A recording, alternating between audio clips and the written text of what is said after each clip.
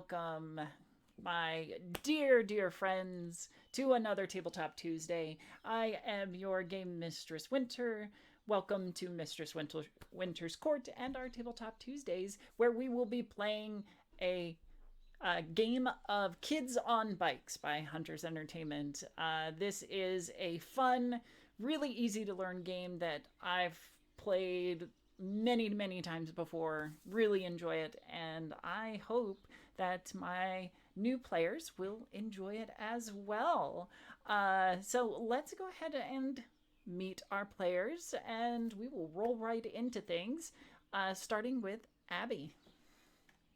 Hi everyone, I'm Abby Marie Carter.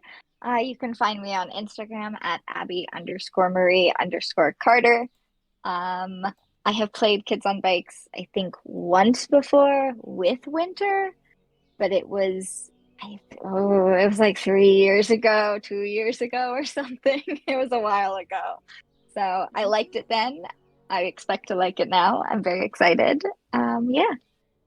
Fantastic. Well, excited to have you back. And you practically just live on this channel, so I do. I literally, yes, I live on this channel. I've been in every Tabletop Tuesday. I'm on the Facet. I'm starting a game. I appreciate you letting me get to do all of this stuff because it's my only like creative outlet currently, and it's a lot of fun. well, we love having you around, and you are just a staple here on the channel. But let's meet Thanks. some new faces that I have purloined from the Tabletops Tail Spinners Network and Cyber Nation Uncensored, because if I remember correctly, Vampire Bites, you're over there. But let's first go with Len. Why don't you introduce yourself, please? Hello, my name is Len. Um, I have never played Kids on Bikes before, and this is my second time doing anything like this, so let's party. Let's do it. We were in a game of 10 Candles, which will be put out as a podcast in the coming months. So keep an eye out for that. It's going to be a blast. Thank you so much, Len. And Vampire Bites. How about you? I am Vampire Bites. As you mentioned, I am over here lurking from. I first met you through your Star Trek series that you ran over on Cybernation Uncensored. Watching that when I could, because I've got lots of games. I have games almost every day of the week currently. Only two of which are normally streamed. My Friday night game over on Cybernation Uncensored, and a first and third Monday game over there as well. I have my own Twitch channel. It's just currently on long-term hiatus. Sure. I might start running games again if I can find the free time to do it. I know that pain so very I've had to make sure I cap the number of projects that I get a part of because I get over tapped very quickly. Well, it is wonderful to have you all here. As I said previously, we are here to play Kids on Bikes, and yeah, this is going to be a lot of fun. So this particular adventure is one that I wrote. It is called Sucks to Suck, and that is SUCC on that second one.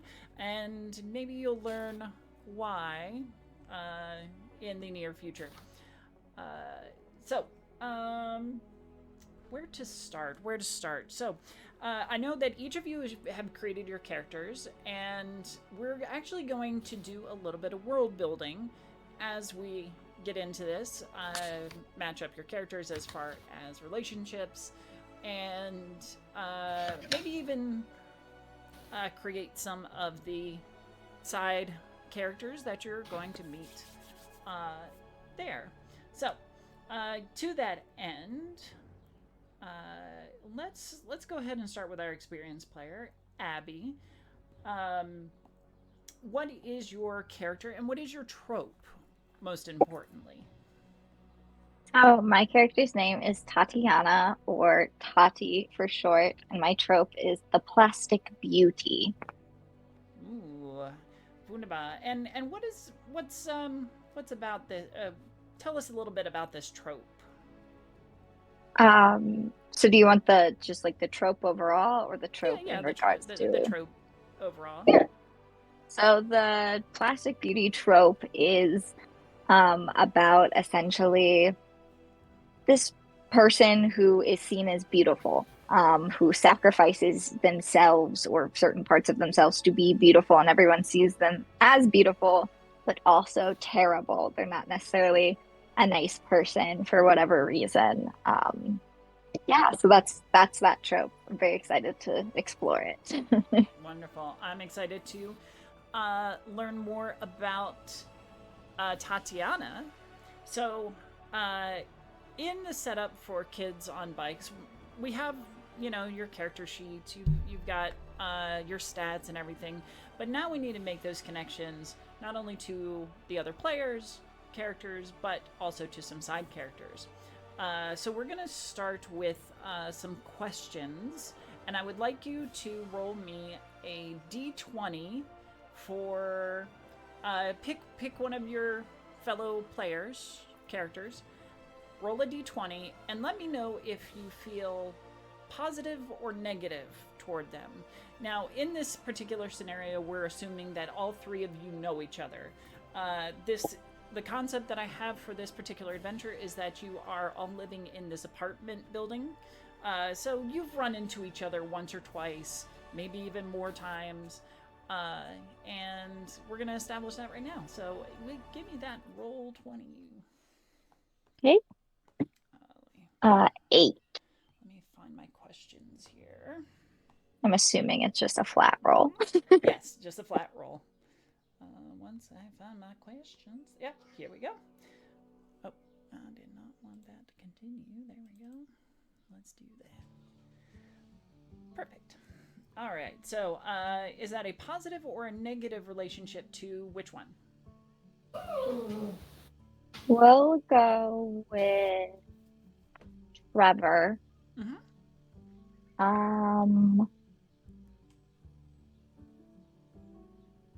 Trying to decide positive or negative. Yep, decide positive or negative. Let's go with negative. Negative. Ooh, going bold right out the gate. And you said Yep. 8, correct? Yes, 8. What role did this character play in the worst day of your life?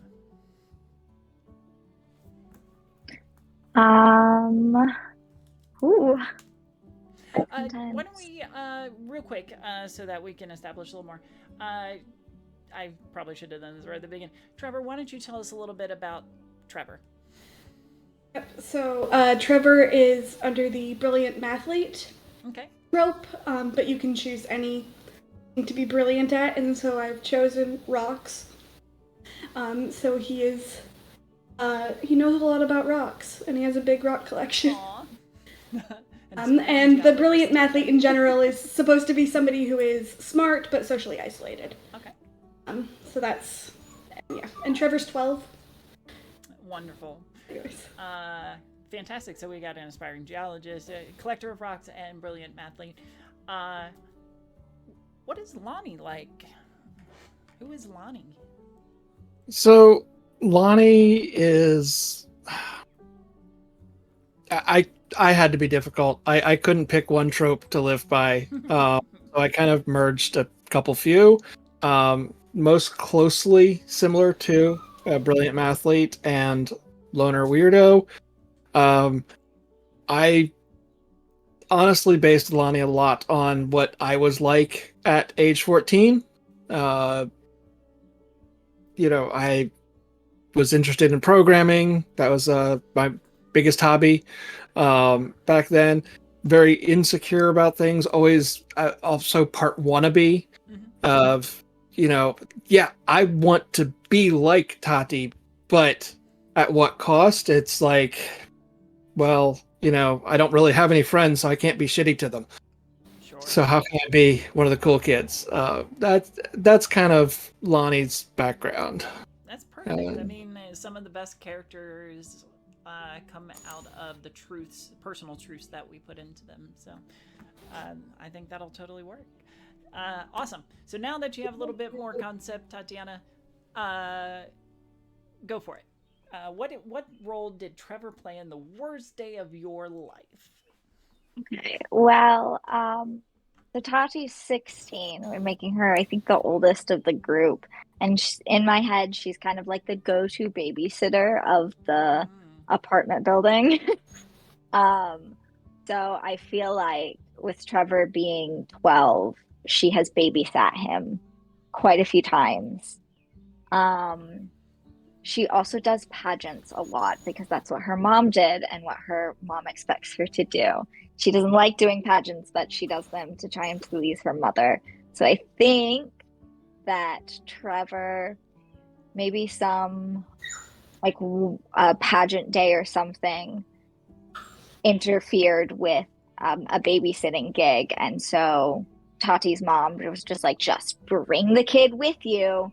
You can watch him there, and I can watch him when like you're on stage. Oh. And Trevor, being kind of socially isolated and awkward, probably ruined some stage presence for her, and like maybe ruined something, needed attention or something, because he's the person in charge of him before she went on stage, and it kind of just screwed everything up for her, and she lost the pageant.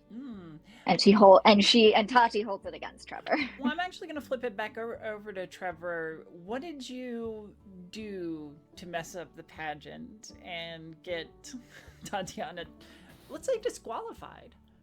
Oh, shit. Interesting. What gets you disqualified from a beauty pageant? I'm not even sure. I'm sure plenty of things. I'd have no clue.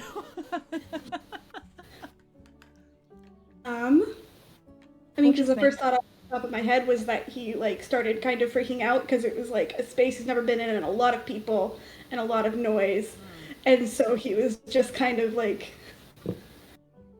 having a little bit of a time, and so maybe he runs onto the stage. Oh. to try and like get some comfort because he can't deal. Aw, that breaks my little heart.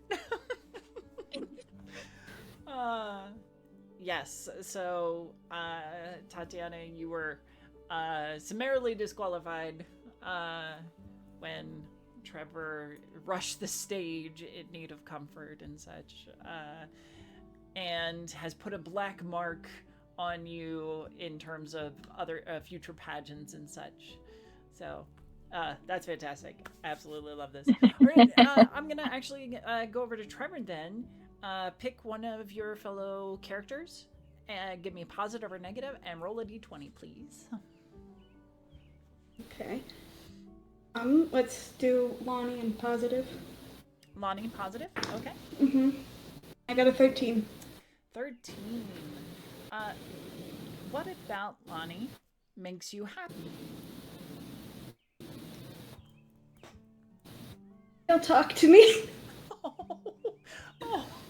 He'll be my friend sometimes. It's not like we're friends, but like he doesn't have a lot of people who he talks to very regularly, and Lonnie is one of the people who he's able to talk to. To talk on that kind level, of, essentially. Yeah. Be able to kind of be friends. Any feedback, Lonnie? Yeah, I like this kid because he's smarter than me, and but it's good to have somebody else that I can talk to about brainy things sometimes. That's awesome. I love that. I love that so much. All right. Then we'll go to Lonnie. Pick one of your fellow characters, positive or negative, and roll a d20. It's just kind of being a big circle, so I'll pick Tati, and okay, perfect. I'll go with positive for the first one. Hey. 15. 15. You said positive? Yeah. What do you and Tatiana have a mutual weird love of?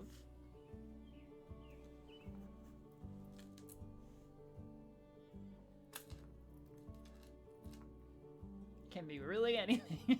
Could be movies. No, I know it. Music. I mean, there's a world of.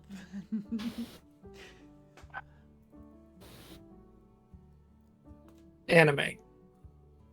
Anime? All right. Tatiana, what kind of anime are the two of you weirdly into? Or is it just anime in general?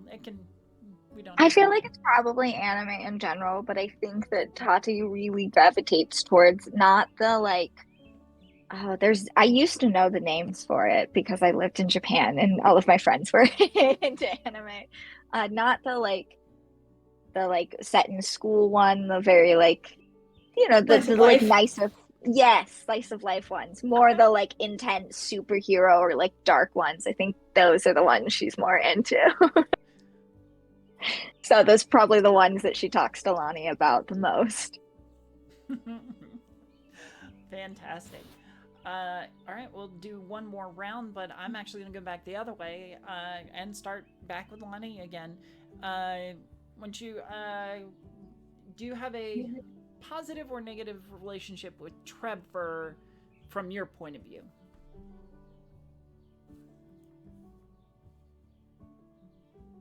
Or just pick positive or negative, and I'd still say positive. Okay. All right. Yeah. 4. All right. What trait about Trevor that they despise do you genuinely appreciate? So Trevor may not like something about himself, but there is something that you particularly appreciate.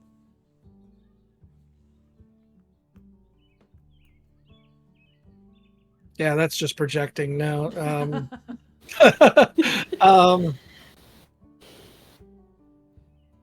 We all project. I know, if I were to try and tell you things that Trevor hates about himself, it would just be...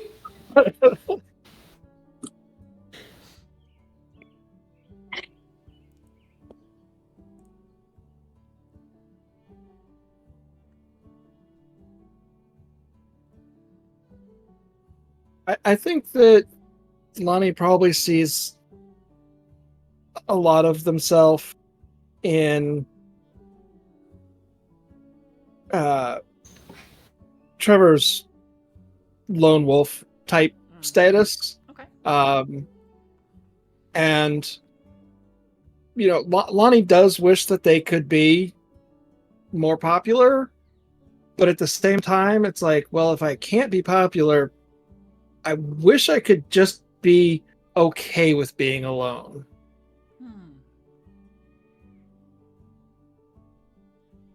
Don't we all? In some sort of way. Awesome. Trevor, your relationship with Tatiana, is it positive or negative? Or is there a positive or negative aspect that particularly stands out? I mean, I almost want to know, like, did Tatiana let Trevor know how much, like, she's carrying this grudge?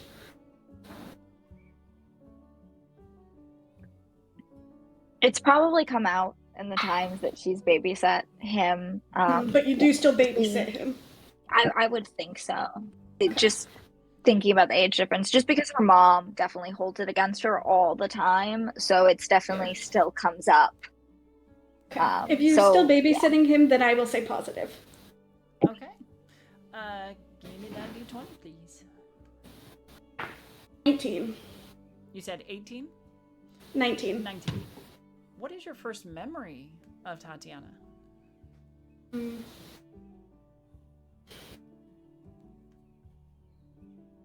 Probably his family moved into like this apartment building when he was like 9 or 10. And he remembers like it was a new place and he didn't know what was going on, and then one day his parents were just gonna leave, which is not the funnest time for a child. But Tatiana came over and babysat him, and they were able to like watch TV and play a game and have fun until his parents came home, and she was able to help him not be too nervous about his parents. So it was a good first meeting. Tatiana maybe had a little bit more patience and care in those early days. Yeah.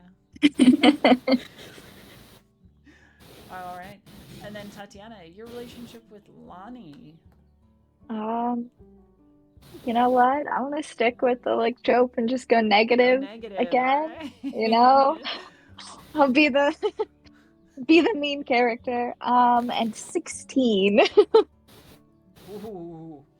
How far would you go to make Lonnie suffer? My questions go perfectly with what I picked.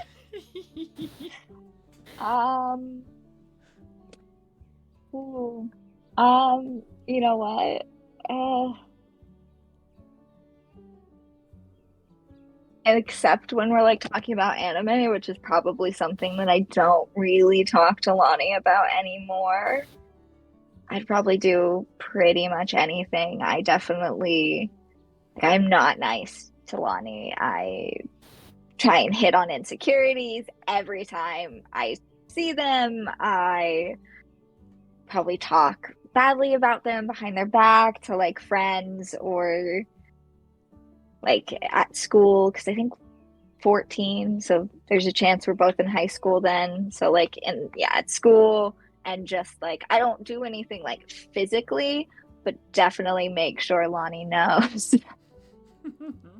And just talk badly about them. I think I actually knew Tati. Oh. We're gonna drudge up those childhood memories. Love it. Everyone knows a Tati. I don't like Tati, but I thought she'd be fun to play. I know. I don't think I've ever played such a mean character. It's fine. It's totally It'd be fine. great. I'm sure it's fine. All right. So now that you know each other, let's get to know the place where you live. Trevor, what is the name of the apartment building? Lakeside View. You said Lakeside View? Yeah, Lakeside View Apartments. All right. I love that. It's so sure. It's a reference. Oh?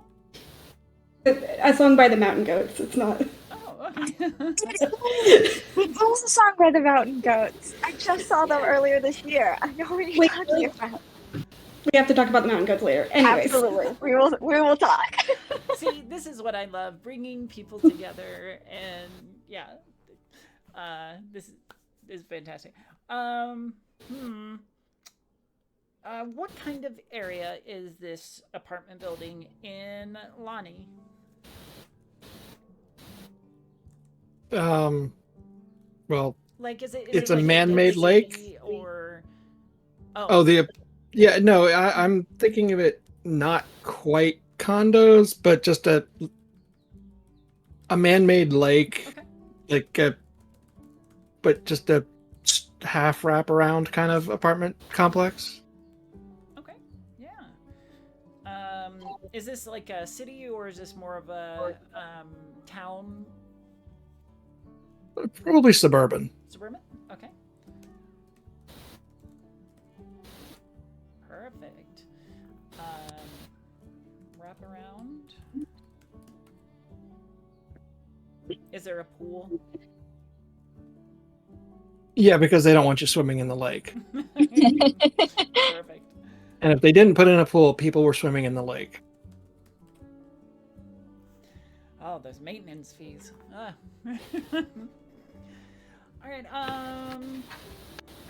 Who is the land person, Tatiana? The land person is, I'll say it's a couple. It's a couple. Okay. We'll do a heterosexual couple, man and woman. The Reynolds.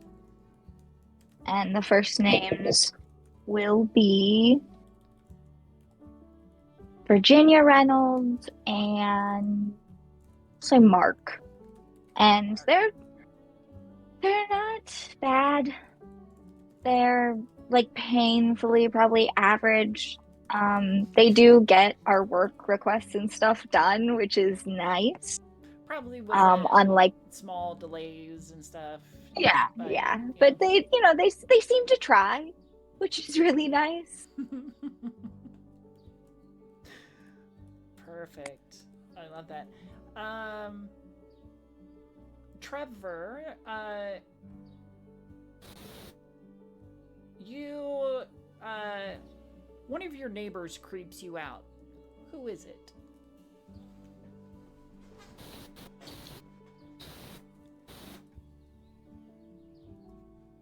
I think probably Trevor's like across the hall neighbor in the apartment building is a like very chatty woman who is basically always trying to come over to his house, always trying to like know what's going on in his family's life and stuff, and she creeps him out. He does not like this woman coming and invading his space and talking so much. And we can name her Miriam. I love that. Miriam. If I can spell Miriam. Yeah, okay. Yeah, perfect. Miriam. We'll say she's got a really simple and off-putting last name. Miriam Friend. Surname. All right. She is not my friend. Not a friend. Not. Fantastic.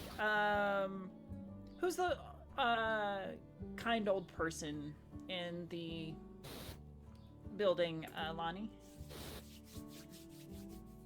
Oh, that's Widow Jones. Widow Jones. What floor? She's always got candy for the kids. Always got the candy, yeah. And the stories.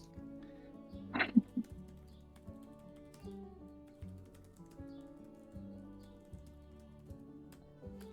right.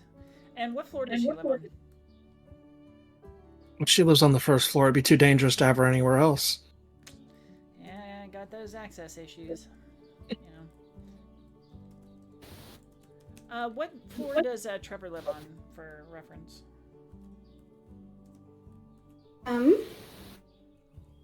I mean, how many floors do you think they'd be? Let's go with just the second floor.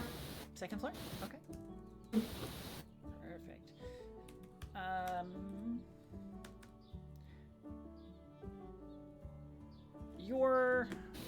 Tatiana, your mom has a best friend as a neighbor,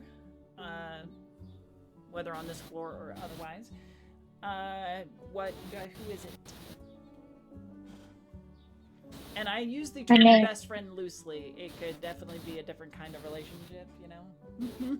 I don't think it's best friend, but they're like, they're pageant moms. Okay. So, like, they're constantly talking bad behind each other's backs. They're constantly kind of just being catty towards each other and very passive aggressive. Her name is Candace Owens, and she has she has 2 girls, but they're like a lot younger than I am. They're probably around like, say about 8. So they're like just getting entered fully into pageants and stuff like that, where they can actually do their own stuff. Yeah. And Candace is our next door neighbor. She's over all the time, or my mom is over there all the time. It is so annoying and I hate it. She is like the worst person. One of the girls is Desiree, and out of nowhere, Brittany.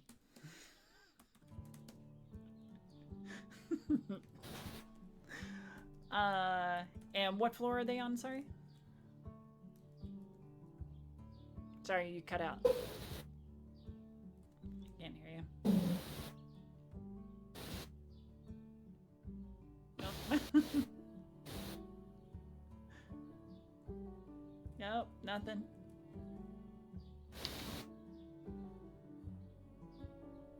They didn't die on you, did they? They should. Okay, I can hear you now, so I don't know what. Yeah, I took them out. Yeah. I don't know how this is gonna go. I'll try and reconnect in a minute. Okay, that's fine. What floor again? So they're my next door neighbors, and I'll say that we live on the 3rd floor. Okay. So we'll limit this building to 7 floors. Yeah, I think that sounds pretty good. And they're long wrapping floors. And the pool sits in the center, and there's an obstructed view of the man-made lake. Which, Lonnie, what is the name of that lake?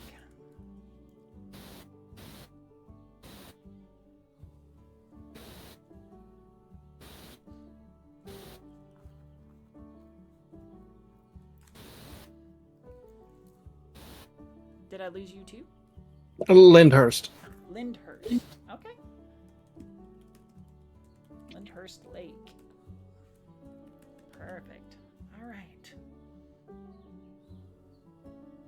So we are going into summer vacation. School, you've had your last day of school, you had your school pictures, your books have come out for those of you who got yearbooks. I'm homeschooled. And Trevor, of course, is homeschooled and will probably be doing lessons throughout the summer. Yeah.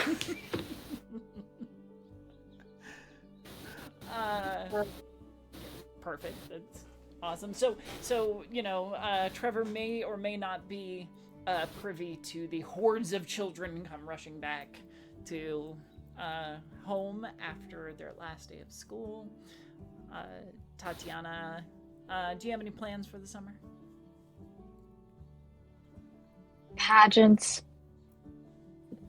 This is a pretty big. My mom has, yeah, definitely registered me for some big qualifying pageants. And so it's just kind of prep for that.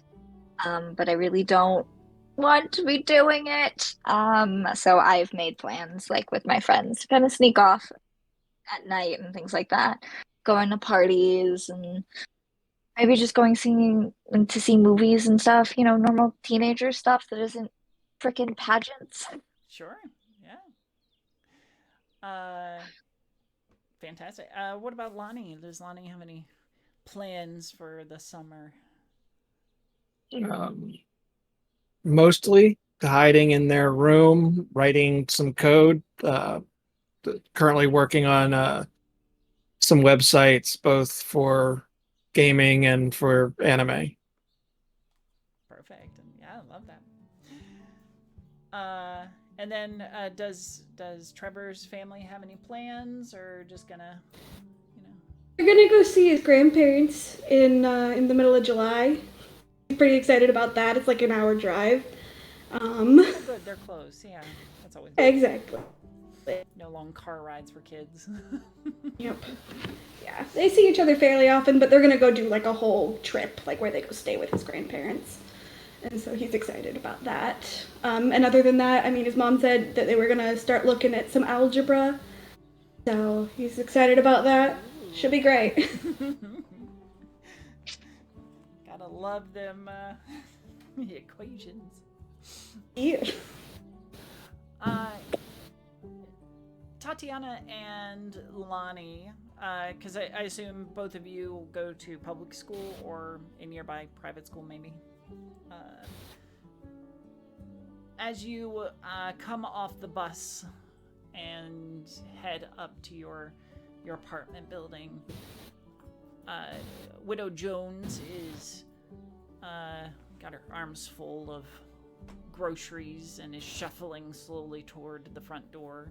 It's probably been working that way for the past hour or so.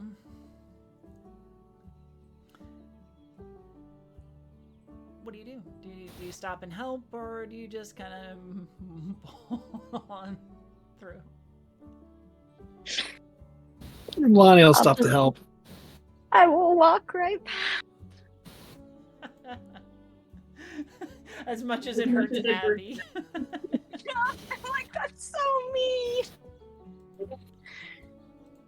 Auntie will just walk right past them, Okay. just kind of probably on her phone, not even noticing that she even needs help, just texting. Just yeah. Mm-hmm. So Lonnie's gonna stop and help. Yep. Thank you, dear. These groceries seem to get heavier every week.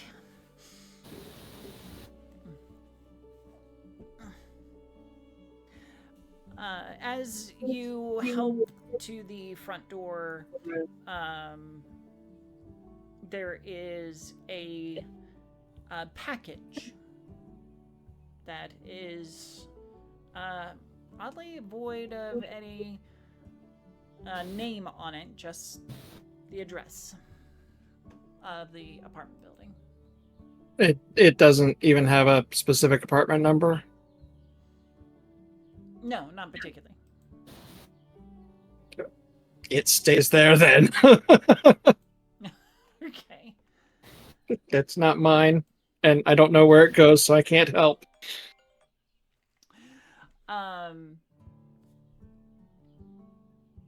Miss. I would probably ask Widow Jones if she was expecting a package, since we're already pulling in her groceries and stuff. Oh. No, but we should probably bring it out. It might rain or get all messy.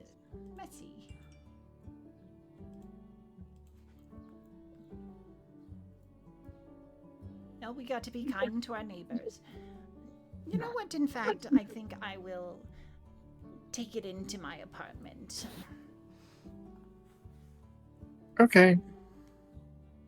And if anybody comes looking, you just tell them Miss Jones has it. Yes, ma'am. She will offload another small parcel into your arms and pick up the package and shuffle through the door.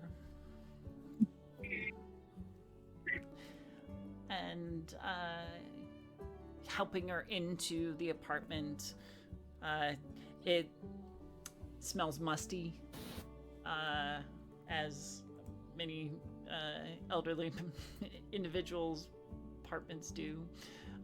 Lots of old furniture and mothballs. But she's got all these knickknacks and rocking furniture and stuff set up. A couple of books, no TV, because I don't bother with silly things like that. Thank you, dear. And she offers a piece of Werther's Original. Yep. Thank you. Have a good day, ma'am. You too. Now don't get in any trouble. I'm just going up to my computer. That thing will rot your brain. You should get out and do stuff out the outside.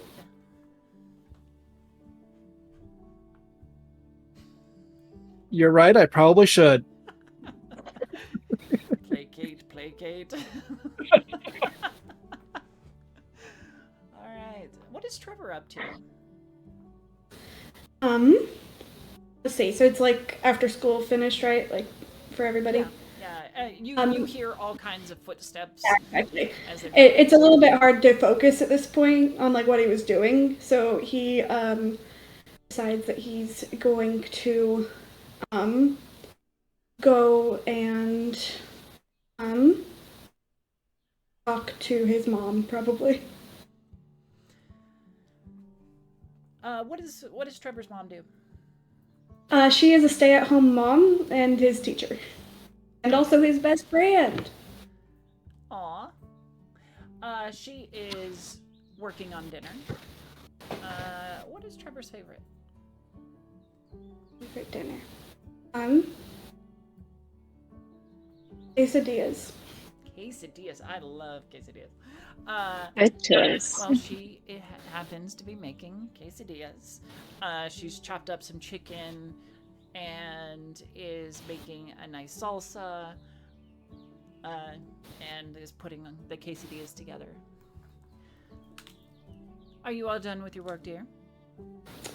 I'm basically done, but I still have like 2 problems left, but it's so noisy now.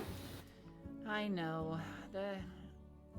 I've asked the Reynolds to put down carpeting on the stairs, but I guess there's not enough money in the budget for that kind of thing. Would you want to help your mom make some quesadillas then? Yeah, sure. What do you need help with?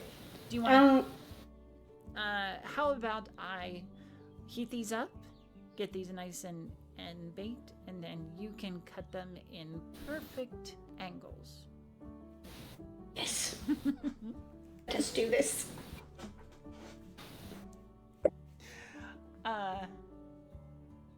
Are you wanting to go out and spend any time with your friends today? She says, kind of hopefully, like trying to nudge Trevor out. I don't have any plans. I don't know.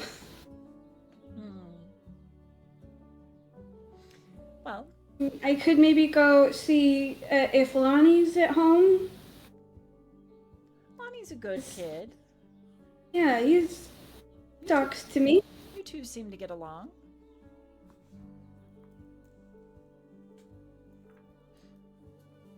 Well, yeah, after dinner, if you want to go see Lonnie, you absolutely can. Remember to be back by 9, though. Okay? And she will cook up the quesadillas and put them onto a cutting board and get you a small kitchen knife to make the cuts. Actually, no, not a kitchen knife. She's gonna give you a pizza roller thing. Makes sense. A little less dangerous. A little less. He does his best. He does everything except go get his compass to figure out how to make these into perfect slices. Oh, I love that. Oh, that's fantastic. All right. Tatiana, you've entered back into the building and are headed back home, I guess.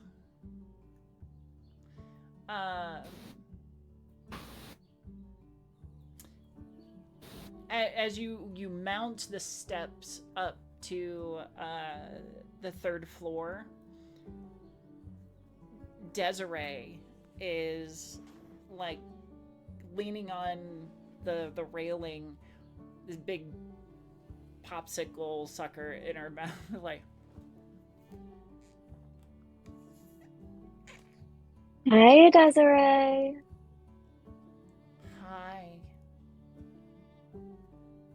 What you doing? Nothing. You know, you're not that pretty.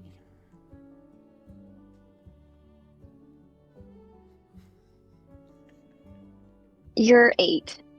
What you have to say really doesn't matter to me. Nice try, though. And I'll, like, continue walking and pat her on the head.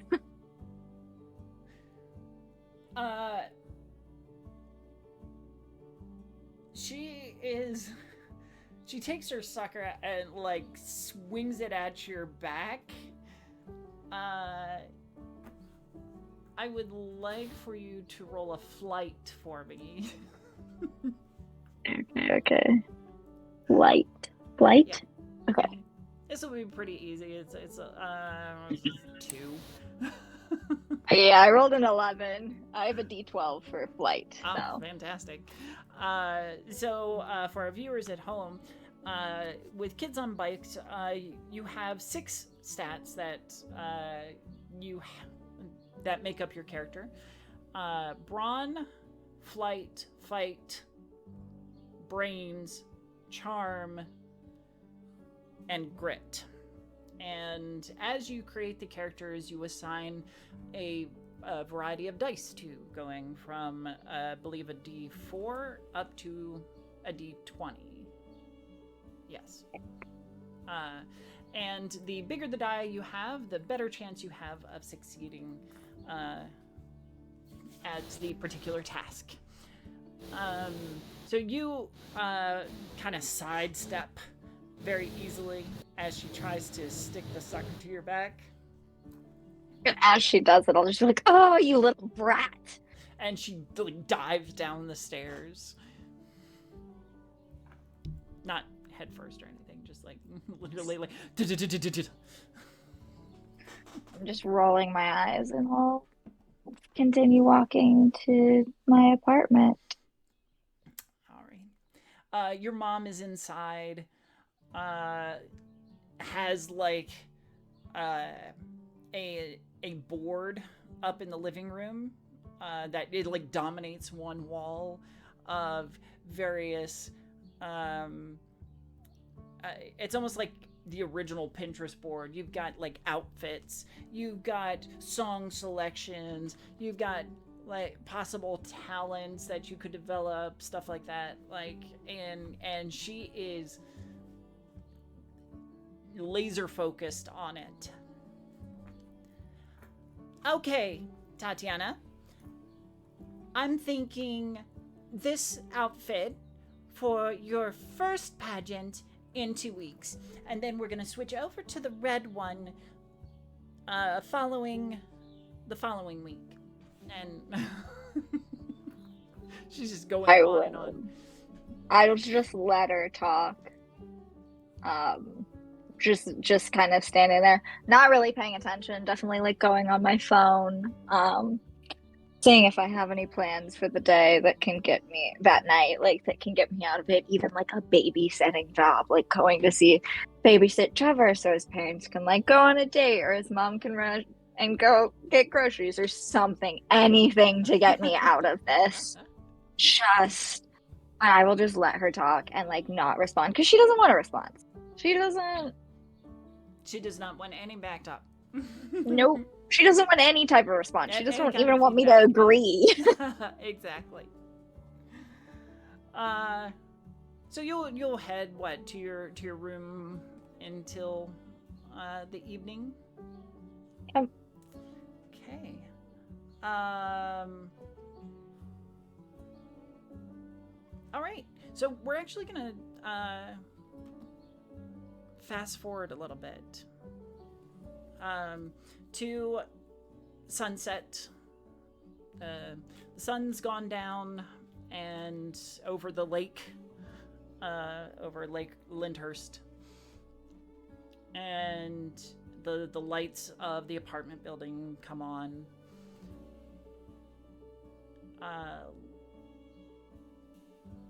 Trevor, your dad surprises your mom with dinner out.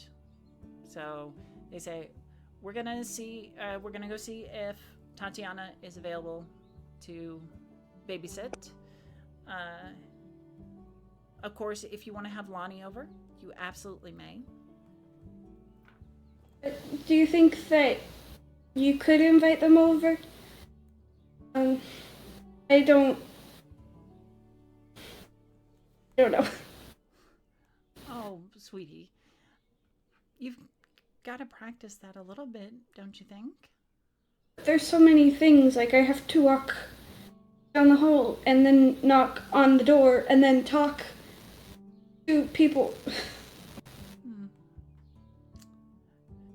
And I know that's very scary. And sometimes very difficult, but it's good to practice something like that. Yes, it's kind of like your equations. You have to practice them to be able to know them better. There are rules for math. I would say that there are rules for talking to people. Be polite. I know how to do that. Okay, good. There's an order of operations.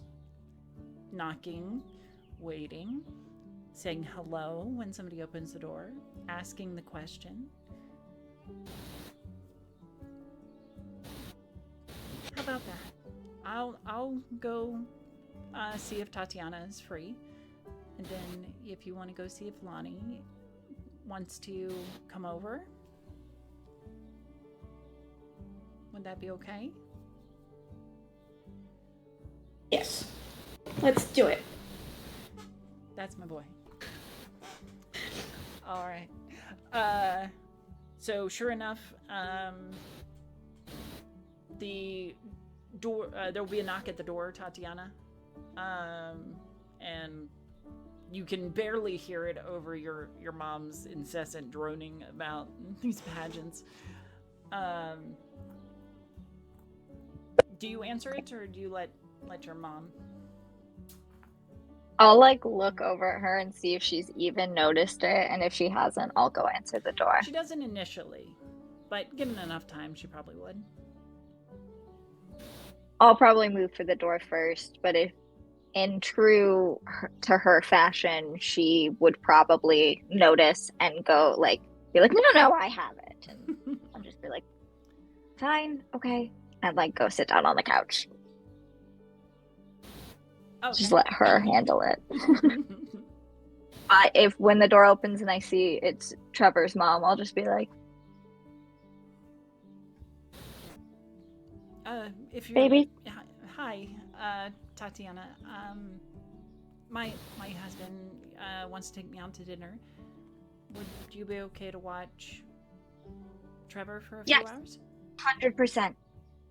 Let me go grab my purse. Good, thank you. We really appreciate you. And standard rate? Yeah. Perfect. We'll see you in just a bit then. Sounds good. Okay. Let's go to Trevor. As Trevor, does Trevor go to see Lonnie?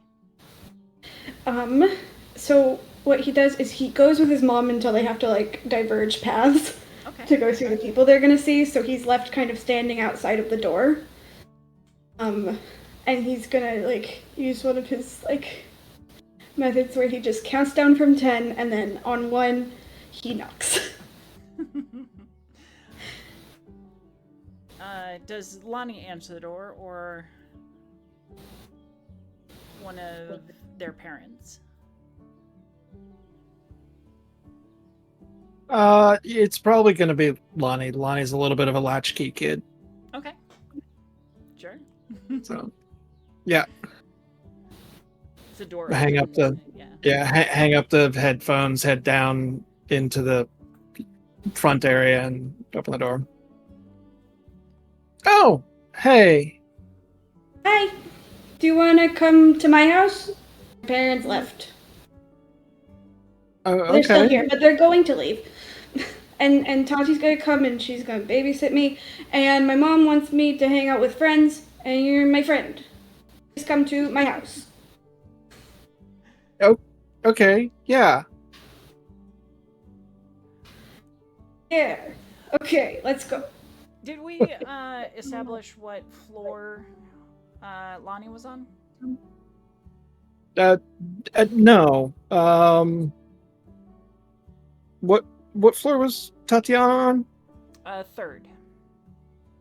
And there probably was also the fourth or first floor. Yeah, probably also the third. Also the third? Okay. Yeah, so Trevor would have been able to follow his mom up to the third floor, and maybe had to take a right. And to get dropped off while his mom went.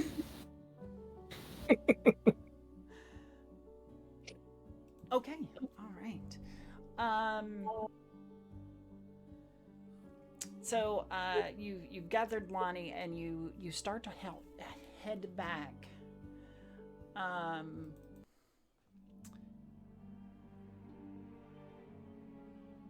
The lights in the building flicker very briefly. And in that flickering, something skittered across your path. Something larger than a rat.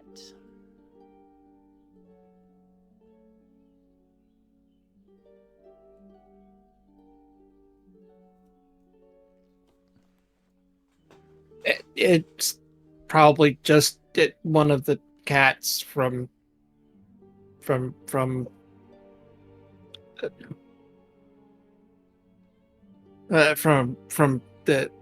Sprinka's apartment. They probably got loose. Yeah, that makes sense.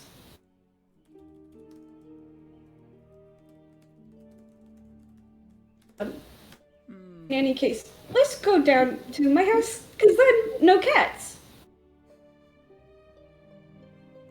Yeah.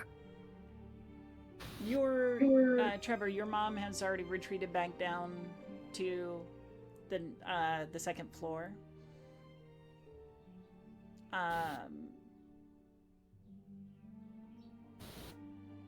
As you start heading down the stairs, you hear that strange skittering again.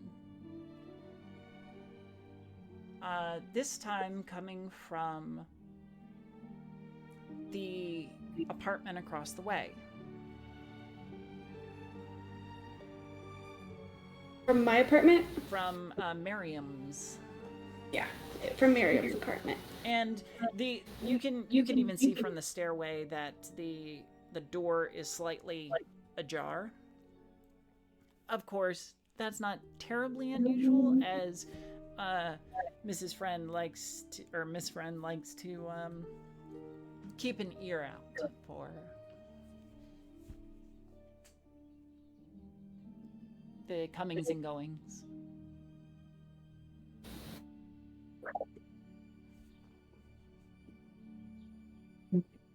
Does she have cats? I don't know. I avoid her house like the plague.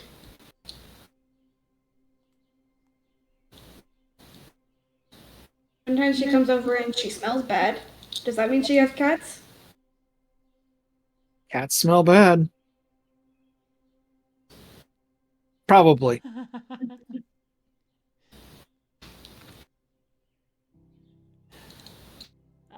So continuing back to Trevor's apartment? Okay.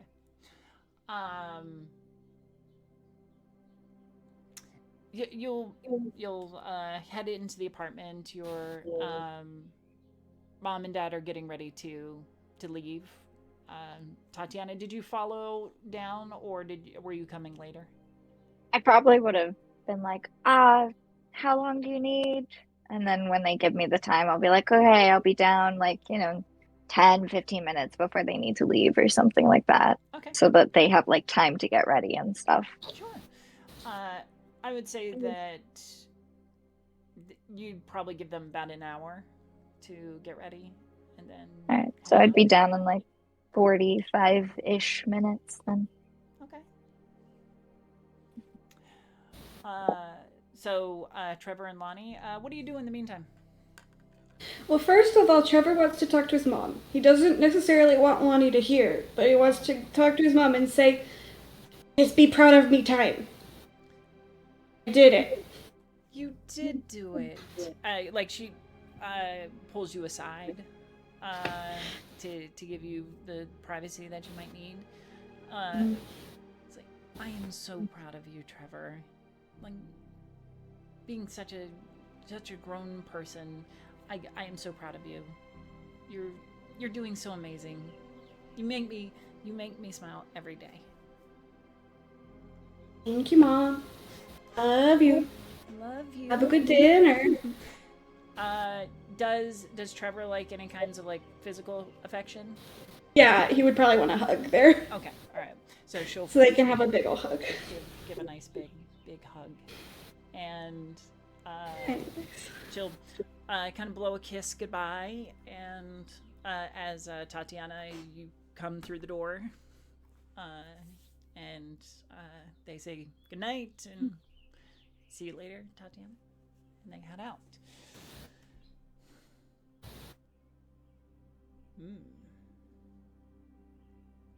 So, the three of you all in one place.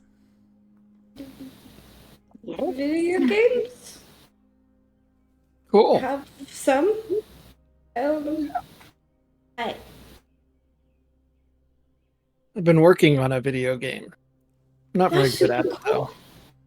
That's super cool. What kind of video game?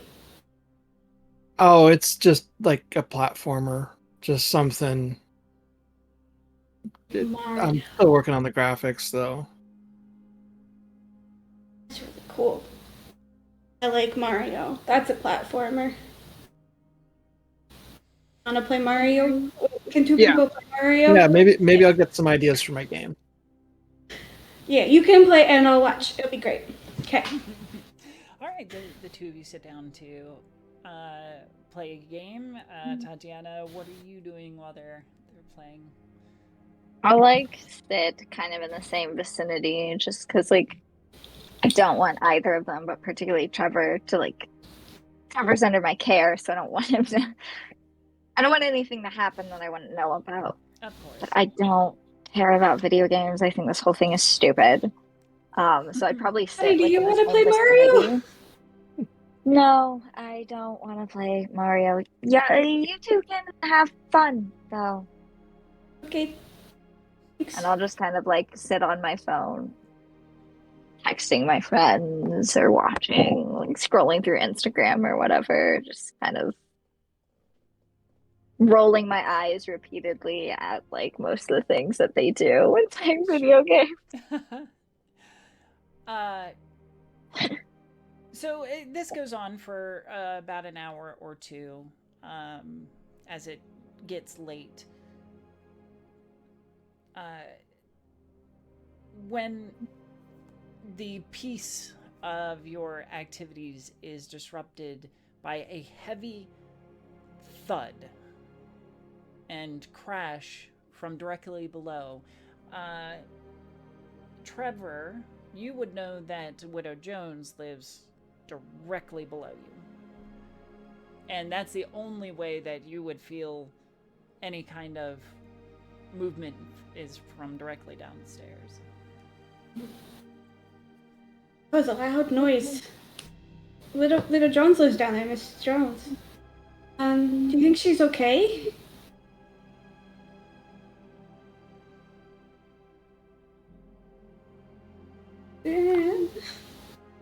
I'll go check.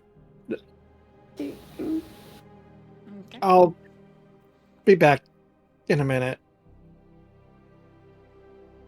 Can we all go? If she fell down, she might need a lot of help. Well, I've got our phone. I can, like, if it's bad, I can call 911. I'm sure it's fine. Okay. He probably just dropped something. It was really loud, though. Yeah. What was she? She's old. What could she be carrying that she could have dropped that would have made a sound like that? There was a package out front when I got home from school that didn't have any apartment number on it, and she said she was going to take it in, and if anybody asked about it, to tell them that she had it. But nobody's asked about it, so I didn't say anything. But I mean, it looked big. Maybe she dropped the package. I'll go check. Make sure she's okay. I'll bring back an extra piece of candy. Okay. Okay. So you trudge downstairs, round the banister, and head over to her door. It is closed currently. Knock on the door. There's no response. Jones?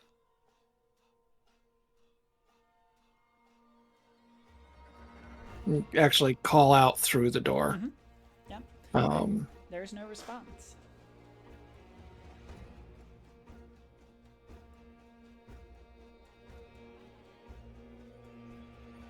Most apartments have auto-locking doors, but we'll try it anyway.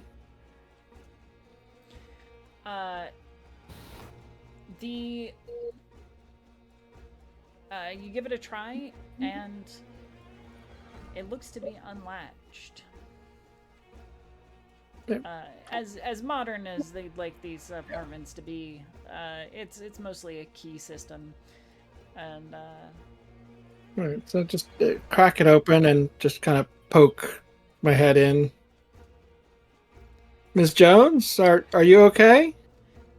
it is dark, save for a lamp that now lays awkwardly on the carpet ahead.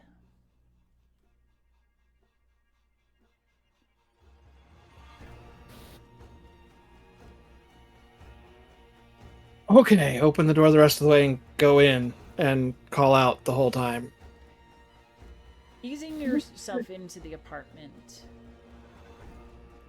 you find the source of the thud. One of her curio shelves has, from your vantage point, one of her curio shelves has toppled into the middle of the room, along with the lamp. And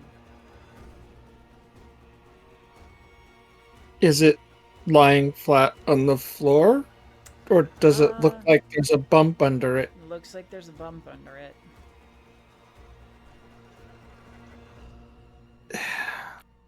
Phone out, put on the flashlight, look, but have the up with the phone ready to dial 911 as soon as I see what I know I'm going to see. You round the edge of the old sofa to get a better look. And in the middle of the living room, sure enough, is Widow Jones laying still on the floor underneath this curio cabinet. But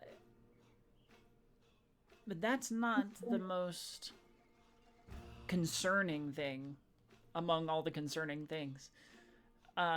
You can see an exposed portion of her neck where there are multiple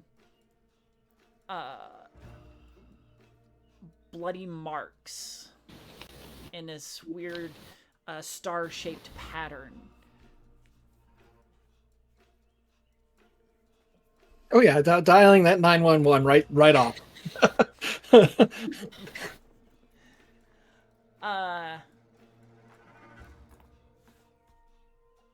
Lyndhurst County Sheriff. I heard a loud thump from the apartment below where we were, and I came to investigate. And we're at Lyndhurst Lakeside View Apartments, and it's apartment number first floor. What number? Mrs. Jones' apartment. She's not moving, and her cabinet thing fell on her, and it's messy. Okay, we'll see if we can get somebody out there. We've got a few other calls tonight, but we will send out who we can. All right, you stay right there, and with the dead body. She might not be dead. Why don't you step out into the hall? Okay. Okay. Okay. All yeah. Right. I'll just someone as soon as possible. I'll just wait here. Okay. Grab 2 pieces of candy on the way out the door. You stop to grab the candy, and that's when you hear the skittering again. And you see something peek out from under the sofa. This long, almost snake-like thing that lifts itself up and flashes this star-shaped head and teeth. It's coming after you. Yeah, forget the candy. We're just going to close the door and run up the stairs.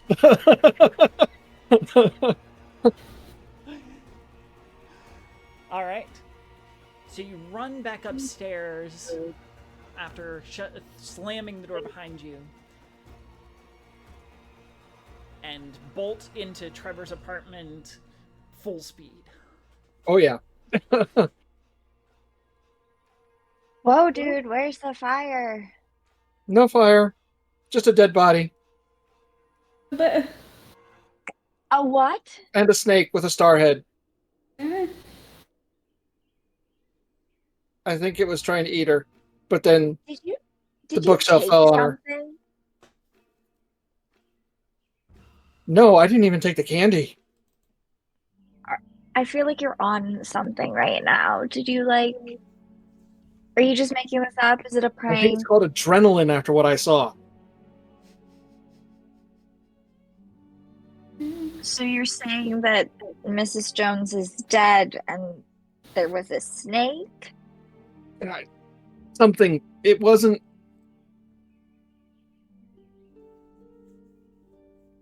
It wasn't a snake. It was like a snake with a star head and lots of teeth that matched the blood on her neck. It's a vampire snake. Or something. I don't know. Sounds Nothing I've very ever believable. seen. Don't worry, I called the cops. They'll be here. They can see it and they can I didn't eat, I should have taken a picture, but no, I wasn't gonna take a picture. That's this is scary, Lonnie. If you're lying, you gotta tell me right now.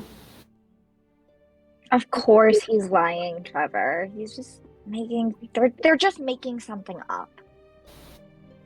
That's right. That would be mean. Tell him that you're making it up. It was a cute prank.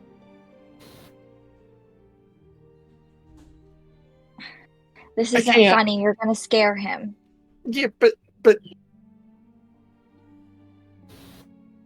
it was there. If they're not gonna say they're lying, then that happened, and I'm. One of her bookshelf shelves fell on her, and I called the cops. And maybe I was imagining the snake thing, because it doesn't sound right, but I saw it. But I've been working on my video game, and I've been playing Mario, and I just those vine things in Mario, and maybe I was just imagining it. Forget it. Was it dark in there? Yes, but I had my phone's light. I hadn't even turned off my phone light, and I'll turn that off now. Maybe your brain was playing tricks on you. Maybe you freaked out because Mrs. Jones is hurt. I'll like kind of look over at Trevor and just like try to emphasize the fact that she's hurt and not that she's dead. And maybe you freaked out and saw something that doesn't even make any sense. It can't be real. Right. No, you're right. Trevor, it's fine. Lonnie just got freaked out by seeing Mrs. Jones hurt, which is understandable. I've done that. The police are gonna come, and everything's gonna be fine. Okay. Can we lock the door, though? I'll go over and lock the door. As you do, as you head over to lock the door, like your hand's on the lock when there's a scraping at the door. I don't like that. It's like somebody ran their nails down the front of the door. I'm gonna continue locking it, and I want to look through the peephole. You do see if I see can see anything. Damn it! Okay.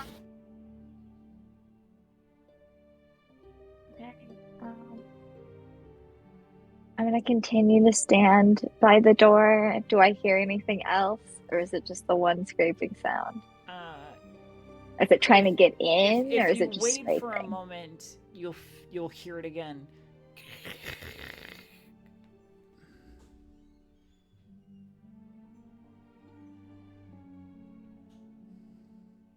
Lonnie, you might. What again? How long are the police gonna be? EMTs, fire department, anyone who's coming? They didn't say. They said they had a lot of calls tonight. And they told me to wait there, but I'm not waiting there. It's too creepy. Okay. Is it the lock just a latch, or is there like a lock on the door and like a latch kind of thing? Deadbolt, and then oftentimes there's the chain or the bar. For the sake of story, I want to have Tati do something really stupid. Yeah, do it. All right, I'm going to put like kind of like the latch thing in so I can open the door like ever so slightly and unlock the door and open it like a crack and peek out. Okay. You don't see anybody visible. There's nobody standing at the door. But as you cast your eyes down, you see somebody has placed a small potted plant at the foot of the door. What does the plant look like? It's a succulent. Okay. So it's really like low profile, no blooms or anything. It's just like these really stiff leaves in a star pattern.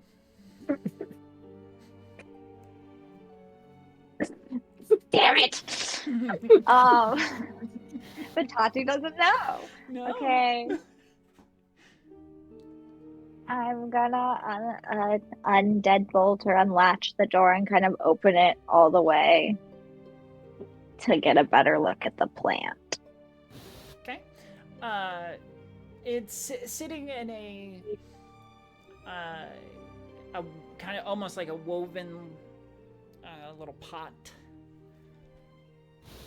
And for all intents and purposes, looks non-threatening. I will pick it up. And kind of, I'll like turn around and kind of show it to Trevor and Lonnie and just like, you expecting a plant or something? Do your parents, or is your mom into plants now? If she is, she didn't tell me. Don't know. Maybe somebody was just like, this seems like a nice gift. I will put it on the counter. Okay.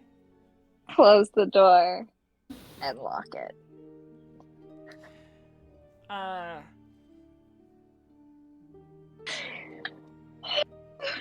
In the time that you turn to latch the door, turn back and head back toward the living area, the succulent has grown.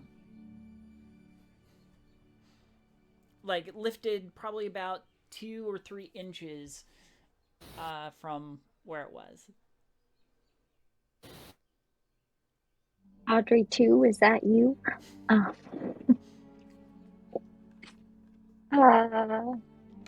Okay.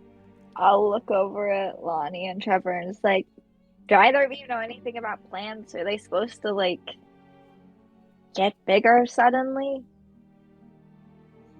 Not usually, especially not succulents. They don't really grow that fast. Okay, well, maybe this is like a special variant or something. It just definitely grew. Or maybe I misjudged what it looked like. Probably that. whatever. And I'll head He back keeps to the living room. misjudging. Don't like it. We're all a little bit on edge after the lights flickering and the cats running loose and Mrs. Jones getting hurt.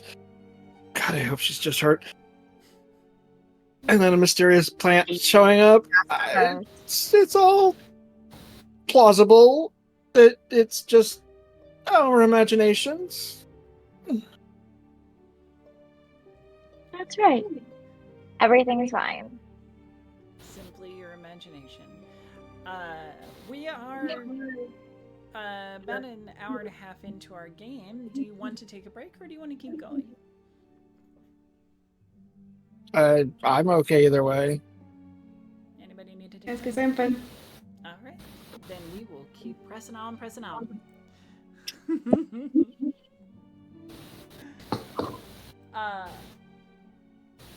All right. Well, This is very stressful. yes, Sorry. it is. No, it's fine. I'm just going to respond to Super in our chat. Thank you so much for being here.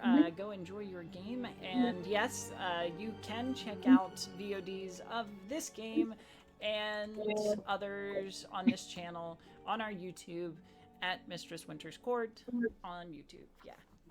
So thank you so much for watching and hope that the rest of you will stick around and see what happens. So the three of you will tentatively resume your activities.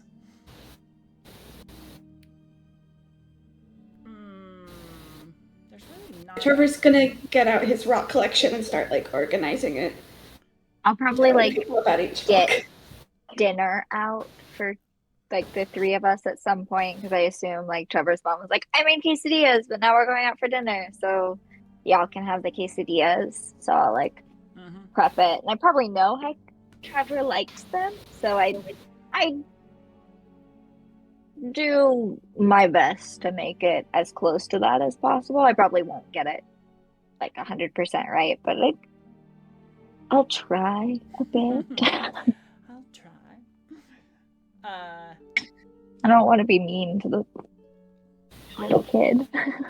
So Not that mean anyway. as I imagine this, the apartment layout, when you come in the front door, you've got the kitchen and kitchen island off to your right, and then it goes into the living room off to the left, and then bedrooms and bathrooms and stuff are off to the deeper to the left. So you had set the plant down on the kitchen island while you were talking. And as you're working on these... actually, Wani, what are you doing? The other two were... Yeah, back to the video Back games. to the video games. Okay. Yeah, probably seeing what else there is there. Then Trevor, you would probably notice this as Tatiana's back is turned to prep the quesadillas. The plant begins to continue to grow and vine itself upwards.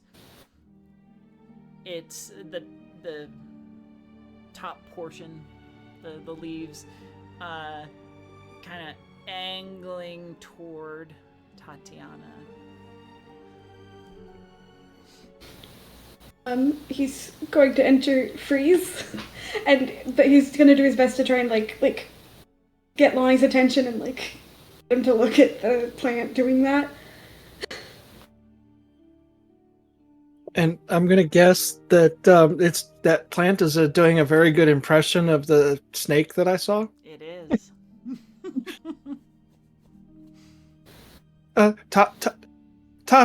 Tatiana, turn around, please.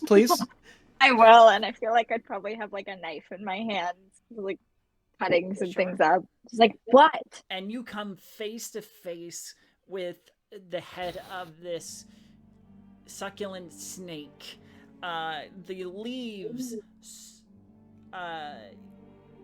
almost grow into these teeth. Think the Demogorgon from Stranger Things, like, just like the Demogorgon. a mouth of teeth. Okay. Yes. Let's see. What do I do? What are you gonna do? Because it seems to be preparing to strike. There we go. I'm gonna try and like cut it with the knife, like slash at it with the knife in my hand. What is your flight? My flight is a D12. Okay. All right, I'll give you the first action on this. All right. So, am I rolling for fight? I assume. So yeah, this would be fight. Absolutely. All right. And this is a snap action. So in Kids on Bikes, you have two different things. You have planned actions where like you're trying to pick a lock or doing something that you worked up to. Snap decisions are things that you have to do in the moment and cannot get help from others, even though you can,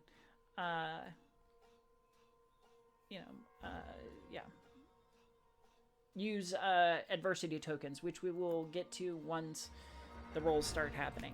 So go ahead and make your fight check. I just did. It's gonna be a 3. And that's only because I get a +1 because I'm a teenager. I rolled a 2 on a D10. All right.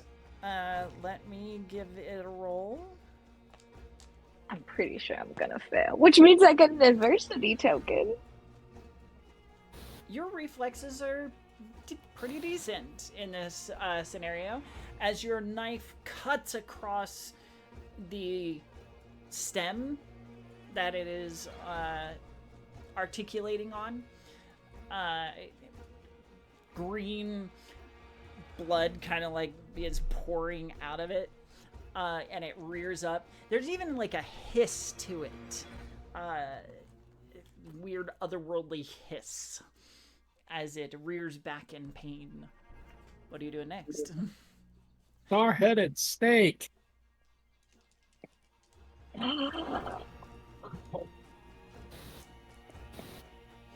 Is it like how deep did I cut it? It was a pretty good cut. It's not dead by any means. Like if I tried again reasonably, could I potentially sever it entirely? Yeah, that's possible. All right, I'm gonna try and do that. Go for it. 2. This time it snaps out of range, and then in return will strike back at you. Give me a flight, if you will. 11. Very good. You dive out of the way, and it like topples over onto the kitchen floor off of the island as you make your way away. I probably run over to Trevor and Lonnie and just like, we need to get out of here now.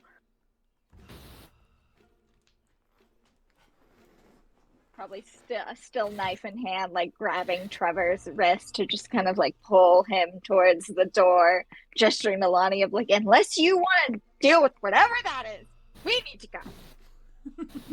That's the star-headed snake that killed Mrs. Jones. Amazing. We need to go. It is real.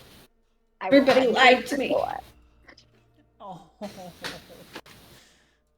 break my heart. All right. So what are you doing? Yeah, what are you doing? This thing is still alive as far as you know. Running, like, towards the door. Running towards the door? Okay. Yeah. Lonnie, Yelling Trevor? at Lonnie and Trevor to come with. I'm going wherever Tatiana's going. All right. As you race past the kitchen area and out the door, you see this thing writhing on the floor as it tries to correct itself and begin crawling toward the door.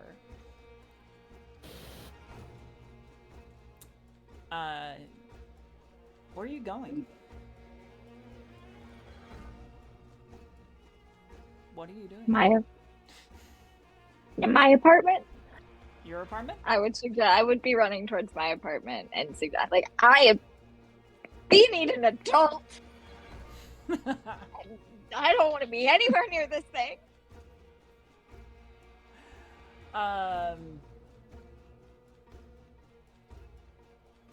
As you move forward the stairs,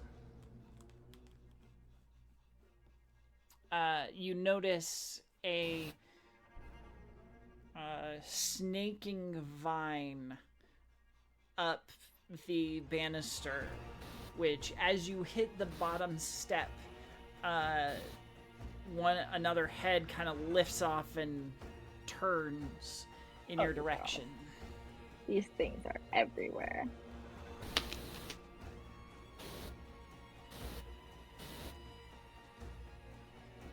I failed my last fight roll, right? Which means I get an adversity token? Yes, you do. You do get an adversity token, which can be used to grant bonuses to either rolls that you make, or you can spend them on each other as well. Okay.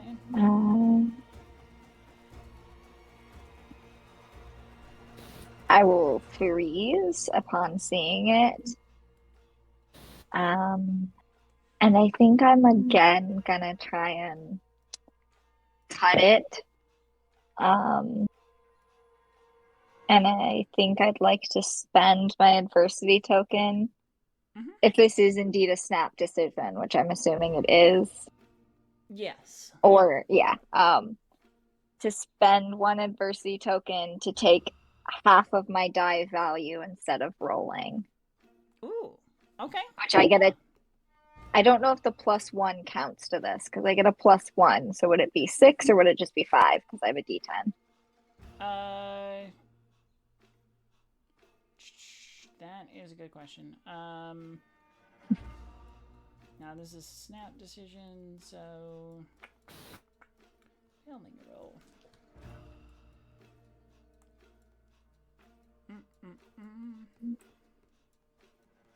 It's being difficult.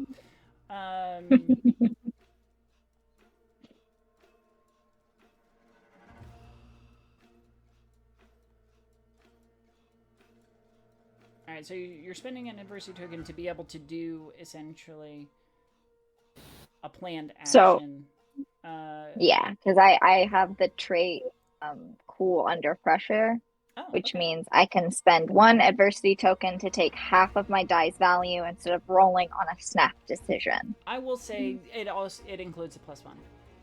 All right, I mean, so you 6. can add a +1, yeah. So 6. That would be 6. Okay. All right.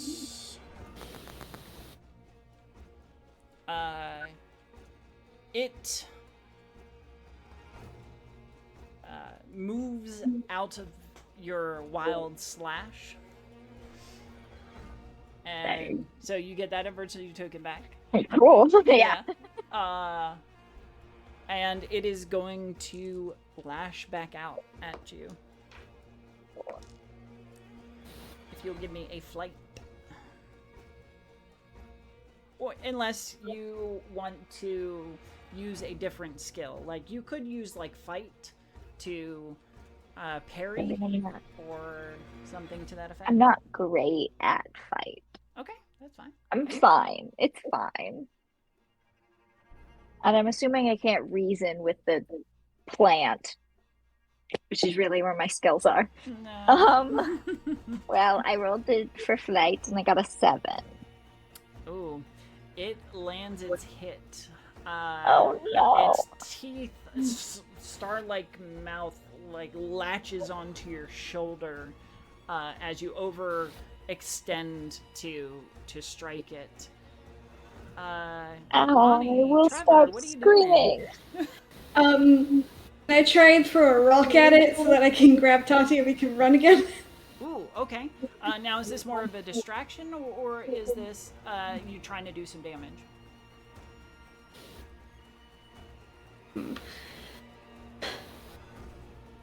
I think it's meant to be a distraction, and if it hit it and did some damage, that would be good. But he's not great at throwing things. That's understandable. So maybe more of a distraction. Yeah, let's go with that. Okay. What skill would you want to use, or stat would you want to use? And I'll take justification. Let's see. I don't think I can justify brains because I know nothing about this creature, so I don't know what will distract it. So probably flight. Because I'm trying to distract it so that we can run away. All right. Go ahead and get Tati out of harm's way. Flight. It's my D12. I got a 6 plus 1, 7. Perfect. You throw the stone, and it clinks between several of the banister banister arms, and the creature releases Tatiana to kind of turn back and see what that was, giving you ample opportunity to run. Yeah. No, I'll grab her and tuck her to run. Lonnie, what you got? So, Lonnie's best stat is a grit, and they haven't been showing it so far. So, Lonnie's going to impose themselves between this thing and Tati and Trevor and try to look imposing, but also I don't think it can see. I think it reacts to sound based on that throw, and it gets distracted by the noise. So also going to yell at it, saying, "Over here." Okay. All right. Cactus. Give me your grit.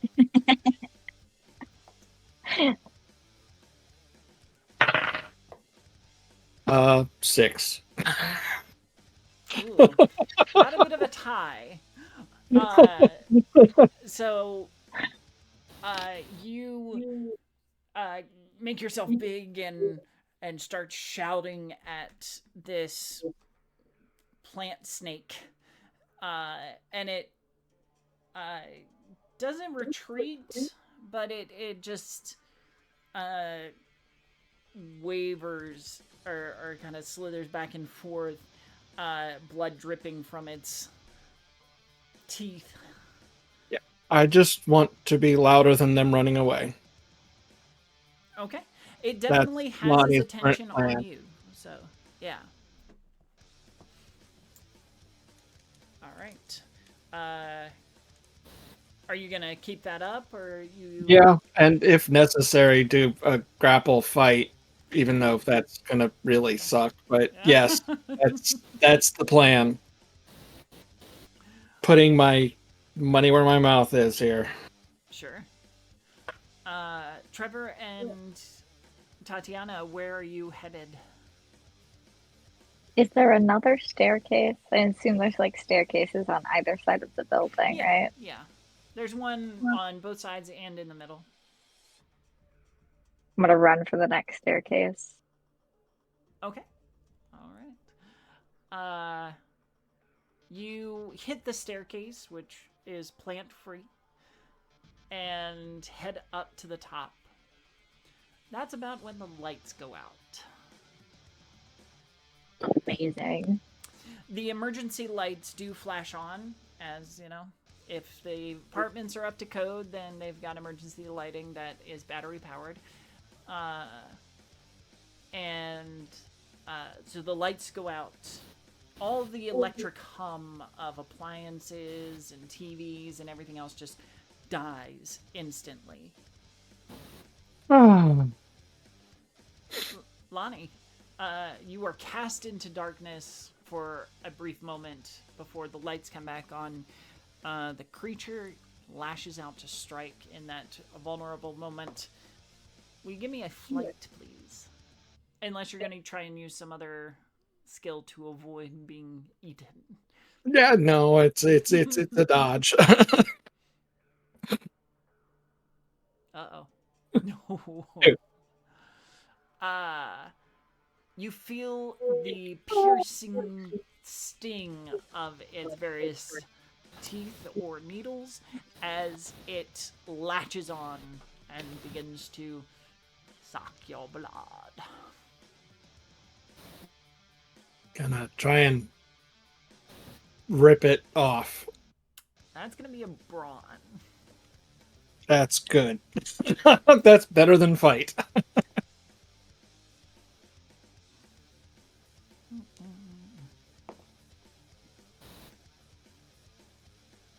I'm a teen, so I get a +1, which means I got 2. Oh no. This is the first time I've used these dice. They're my most expensive dice, and they're going into permanent jail after this game. Yeah. So it holds on with impunity, clutching to your skin as it tries to drain you. Do you cry out? Oh, yeah, probably. I'm trying to get. I mean, part of the yelling was also not just distracting this thing so that they can get away. It's also, is anybody coming out into the hallway? Can we get an adult here, please? I need an adult. I need an adult to your adult. The two of you will hear Lonnie cry out from across the building. And yes, there are murmurs. People are starting to open their doors and peer out into the hall. Kind of bewildered.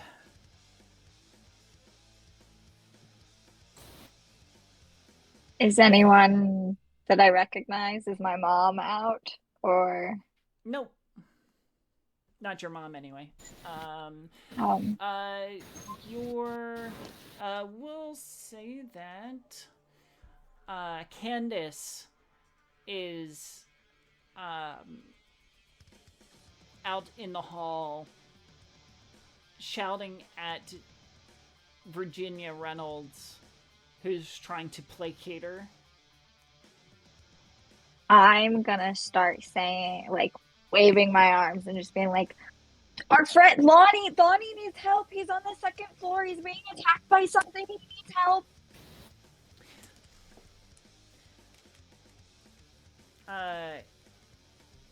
Candace just kind of spins and spits over her shoulder.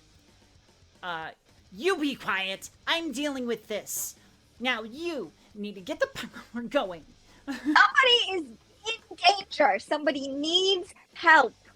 That's way more important than just the lights are out. There is a problem.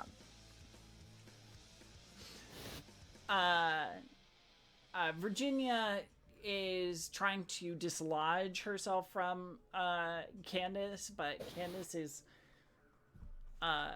berating her and just blocking all all movement. Okay, I'm gonna run over and like burst into my own apartment and start like kind of screaming for my mom. I'm just like, somebody's getting hurt. We need help. No one is listening to me.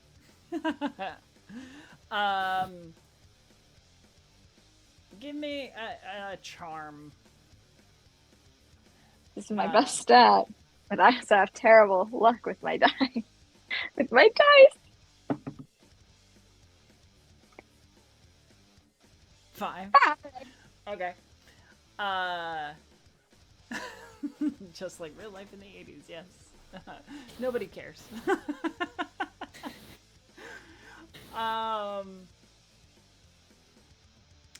Your mom dislodges herself from the couch where she had been pouring through previous pageant recordings. Now, you should be sitting down here and watching these things with me. Now, wait, what did you say? I said somebody is hurt.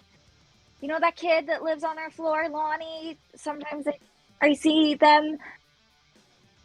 There's something that's been attacking us, and it's in the stairwell on the second floor. And we heard Lonnie cry out, and so I think they're getting hurt by it. Well, then you best get inside. Somebody needs to help Lonnie. Somebody else will take care of it.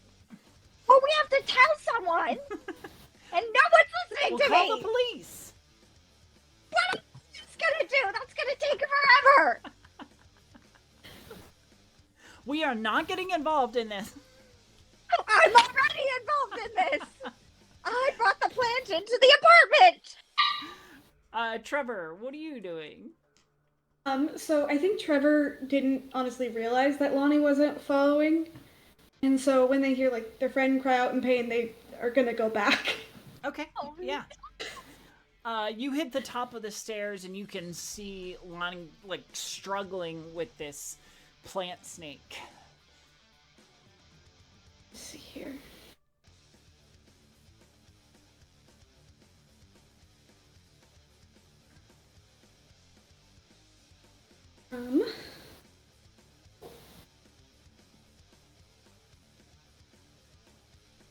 So can I? Okay.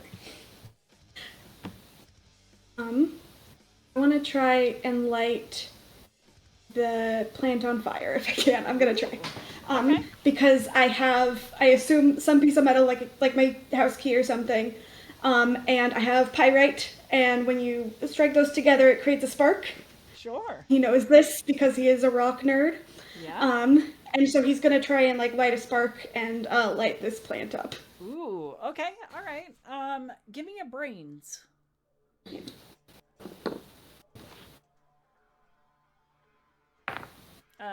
We'll set the difficulty ahead of time. Before you tell me what you rolled, I'm gonna say 5. 17. Whoa! Nice. Someone's rolling well. You remember that the Reynolds had applied a recent varnish to the banister, and might even still be flammable. So you get close and strike your pyrite. There's a couple of bright sparks that sear into the varnish, but then it lights like almost like gasoline and spreads down toward the plant, which takes a moment to recognize the danger before it releases Lonnie and hisses and squeals in pain as it tries to dislodge itself from the banister in which it's woven. Come on. You hear shouts of fire shortly after, as the banister lights up. Mm-hmm. Lonnie, you are freed as the fire catches.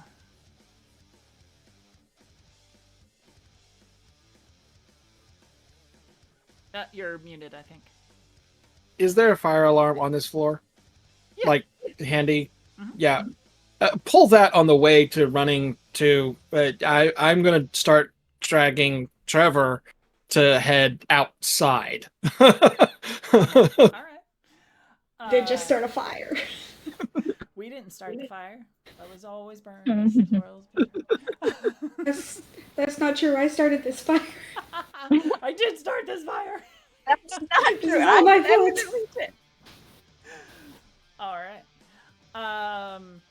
So you two are headed out. Tatiana, the fire alarm starts blaring. The klaxon ringing throughout the building. More doors begin opening as people pour into the hallways to head for the exits. Also, at this point, I would have realized Trevor is not with me. So I'm gonna start freaking out. I'm gonna leave, obviously. Try and get my mom to come with me. I assume once the fire alarm goes off, she would. I hope. You're close enough to the fire that she would see it and would, yes, make for the... I'm gonna start kind of alternate yelling exits. at people to use the middle staircase because I know that there's no plant things on that. It's also where I the don't know if fire anyone is. will listen. Yes. I'm gonna start kind of yelling at people to go that way.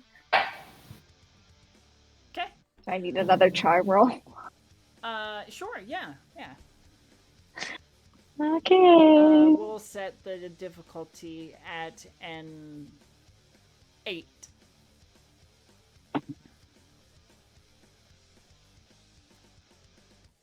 Wait, I have an adversity token. Yes, you do. 8. Okay. I rolled a 7. Nobody seems to be listening at first. But then you're just like, hey! Everybody, please listen. If you want to get out of the building, quickly go through this staircase. They all yeah, okay. and then begin as soon as filing. people Your name start is doing Frosty that, Pants.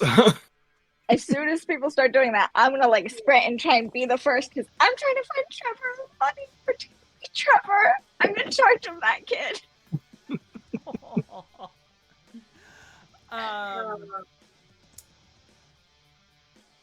The people are kind of meandering, and there's some people who are staying in their apartments because it's just a drill, nobody cares, etc., etc. And Die then. give me a flight to work your way through and get down there. 9. 9? Yeah, you easily sidestep most of the crowd and catch a glimpse of Trevor and Lonnie bolting down to the first floor after dealing with the plant. I will bolt after them and just kind of yelling at Trevor, are you okay?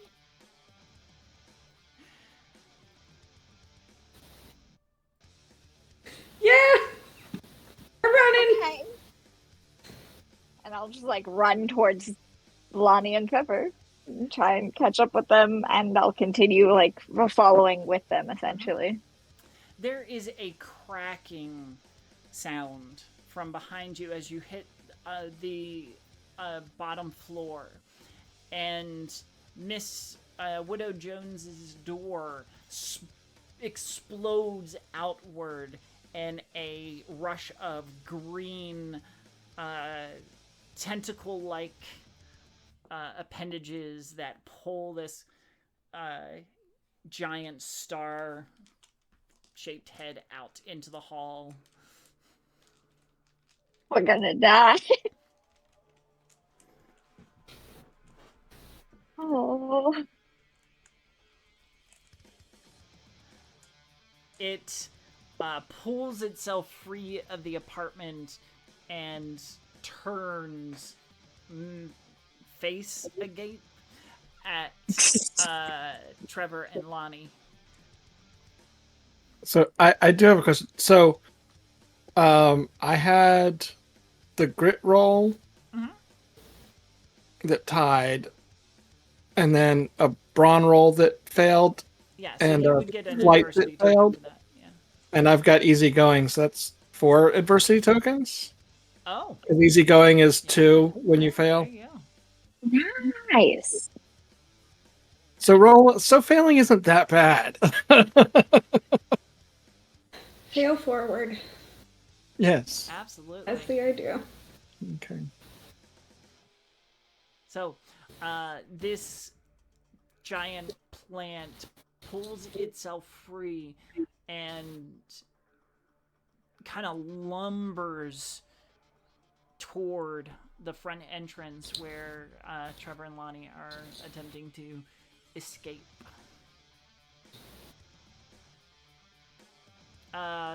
Tatiana, are you on the first floor or are you still on the second floor? I think I'd be on the. I don't know. I'm running after them. I was Okay. trying to get to them. We'll say this. You went all the way down to the first floor after seeing them running down and are now caught behind the creature. No. Do I still have my knife? Sure. A little, Yeah. steak knife, I Yeah. think. It's a little tiny. It's not a butter knife, but it's not a big knife. Just running with it. Okay. Good plan. Okay. So now In I'm. kindergarten, that would count points off your report card. A good thing we're not in kindergarten. Can I see Trevor and Lonnie through the plant, or is it yeah, blocking it? No, you can. I mean, it's pretty large, but yeah, you can just make them out. And its back is to me? If it had a back, yes. Its mouth is not. Its mouth, the back of its mouth is. Yeah, it's facing away from you.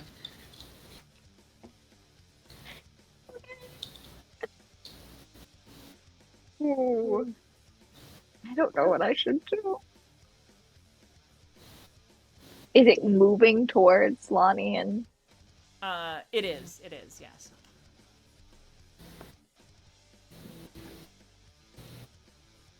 Do I see anything that I could cut that might slow it down? Besides its head. I mean, you could cut parts off of it, but yeah. I mean, it's developed these secondary leaves that it's using to propel itself. Okay, is there one I could go after? Sure. And try and cut it? Okay, I'm gonna do that. Okay. What's your fight?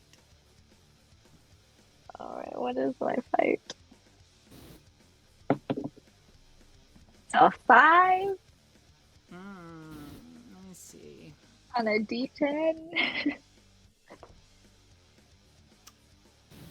You ram your steak knife in and kind of drag it down. More of that green blood splurts from the opening. And I'm covered in it at this point. Yeah, pretty much. The creature thrashes, knocking in an apartment door and denting the the stairs, and it rolls itself to face you. I'm a run. Trevor and Lonnie, this large thing is lumbering behind you. The entrance is feet away, and then you hear it cry out. See Tatiana on the other side, and it going after her. You said that some part of it busted open somebody's apartment door? Yeah. Yeah. Trevor, you either stay with me or you get outside. I think you should get outside, but I leave that up to you. And Lonnie's gonna duck into the apartment and grab the fire extinguisher from their kitchen, because everybody's got a fire extinguisher in their kitchen. Yeah. All right. I actually had a question. Sure. The fire alarm's going off, right? So Yes. That's a big loud noise. Our theory was that it was reacting to noise. Is there any sort of reaction there? That's a good question. It is. It's seen. Give me a brains. Yeah. Darn. That's a 1. It hasn't shown any sign of effect. That doesn't mean there isn't one, just that it hasn't. Trevor also has his fingers in his ears because he does not like this loud noise, so. Of course, yeah. He's not exactly paying closest attention. It's very painful. Okay, sorry, Lonnie. You said you were grabbing the fire extinguisher. Okay. Very good. And spraying down the plant thing, because most fire extinguishers are CO2 based, especially in a kitchen. Mm-hmm. It's nice and cold, and it deprives them. Or well, they don't use oxygen, but it still CO2 freezes them. Hopefully, our plant's pretty good with CO2. Oh, they turn it into oxygen for us, but worst case scenario, it makes them freeze while they're trying to get bigger and they explode. Hey, you know what? I have no idea, but why not? All right. Give me I'm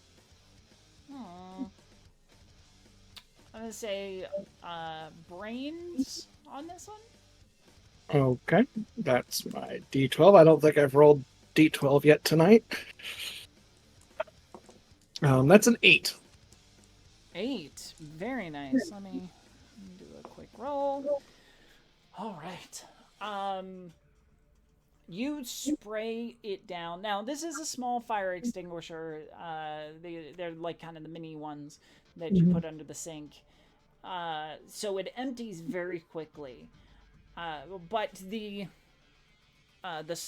chemical spray,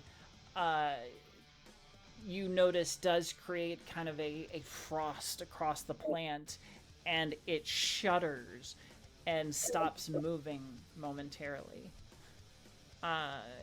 As it kind of it becomes paralyzed in that moment. Tatiana, you saw this thing coming at you, this explosion of white behind it, and then it stops as it's like clutching. I'm gonna do a little sidestep to try and see Lonnie and Trevor and just be like, "Get out, run!" And then I'm gonna turn tail and run as well, back the way I came, essentially, to try and go out, get to a doorway out.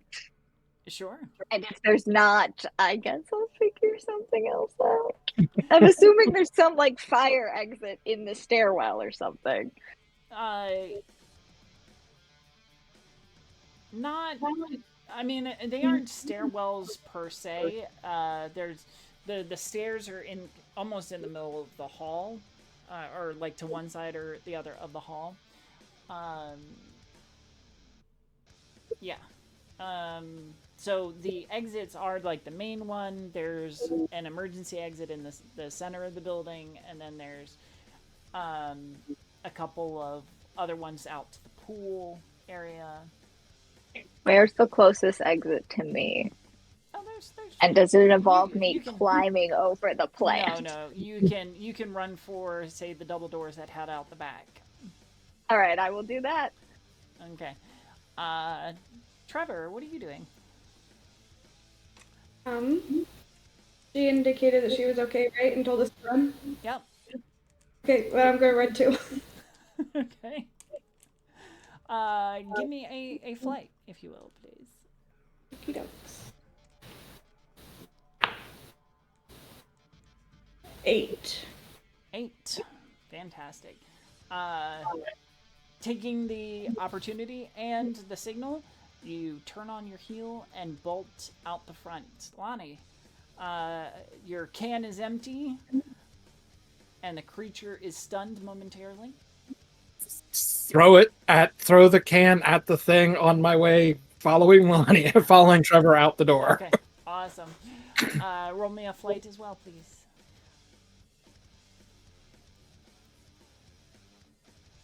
Flight is 5. Alrighty. The can hits the thing, bruising it a lot more than you would have expected. You know, where the chemical had frozen it, and it thrashes up and down, destroying the ceiling of the hallway, and as it kind of spins trying to find a target. All right. The three of you burst out into the night. And that's when you can hear the wailing sirens out in the distance.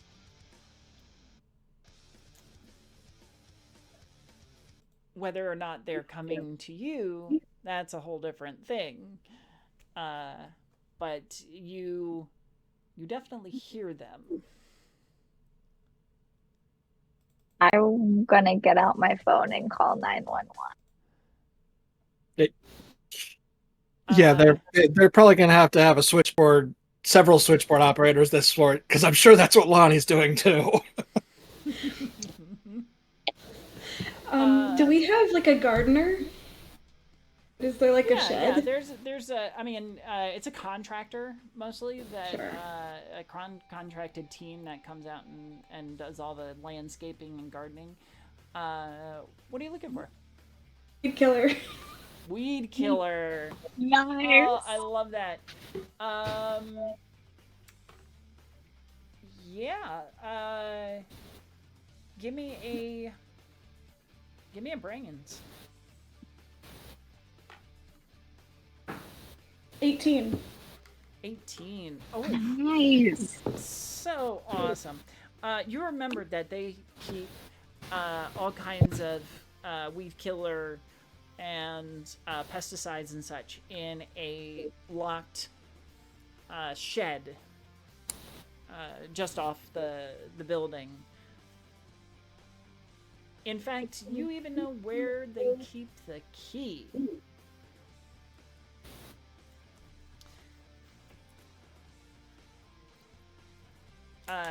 So you headed there, or are you gonna tell somebody about it? I think you would just go and try and get the key. I guess where is the key? Where is the key? Where do you think they'd keep it?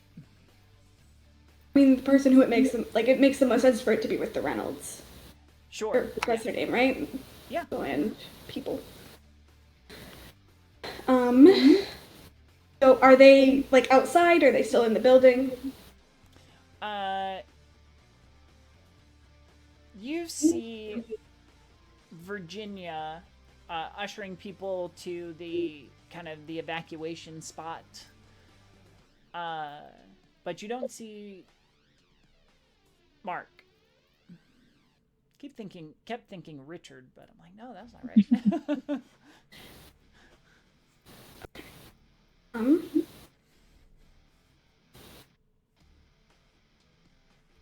So if this is going to involve talking to somebody he doesn't really know, then he's probably not going to do that alone. And he's going to be like, Lonnie, go ask her for the key to the shed. I need it. What shed?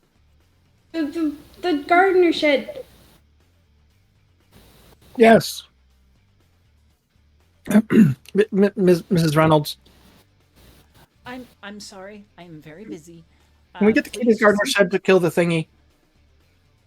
What? Can we get the key to the gardener shed to kill the thing? What thing? Am I out front as well? What's that? Am I out front as well, or did I go out like the back or something? You went out the back, yeah. Oh, okay. But you could have made your way around. That's okay. The point if I see this happening, I want to go up to Lonnie and just kind of like listen to what's happening. And then like once I get a handle of just like, Mrs. Reynolds, we're trying to help. We really need the key to the shed. I'm trying up Lonnie, the charm. A chance to do your charm there. The plant monster that did this. Something can help. Nice. You can actually help. You can spend like adversity tokens to add a +1 to Lonnie's roll. Don't have one. I have one, so I can just stand there and look cute. You go. And it counts for 2 for me because I'm loyal. Cool. And I'll spend one of my own, so we're at +3. Nice. 8. I hope that's good.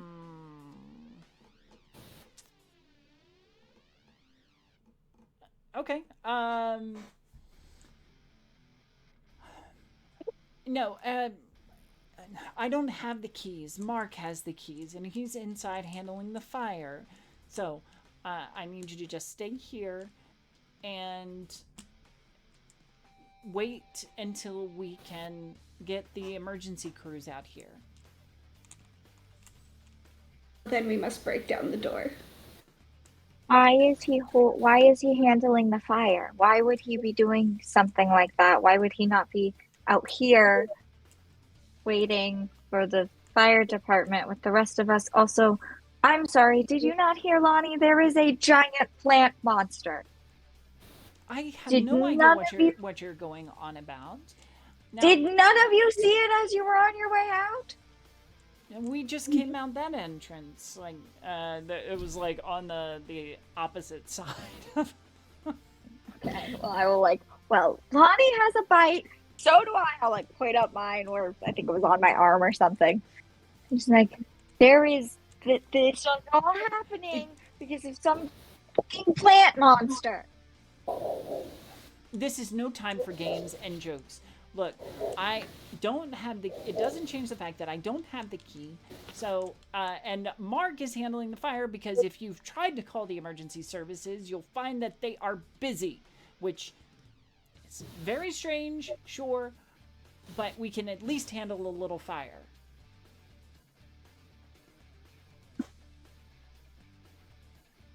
Trevor's gonna go try and break down that door. Okay. Break into the shred. All right. Yeah. Trevor, you leading that up? Yeah. Lonnie's following Trevor. Okay. So you get there, and it's a shed with a large padlock on it.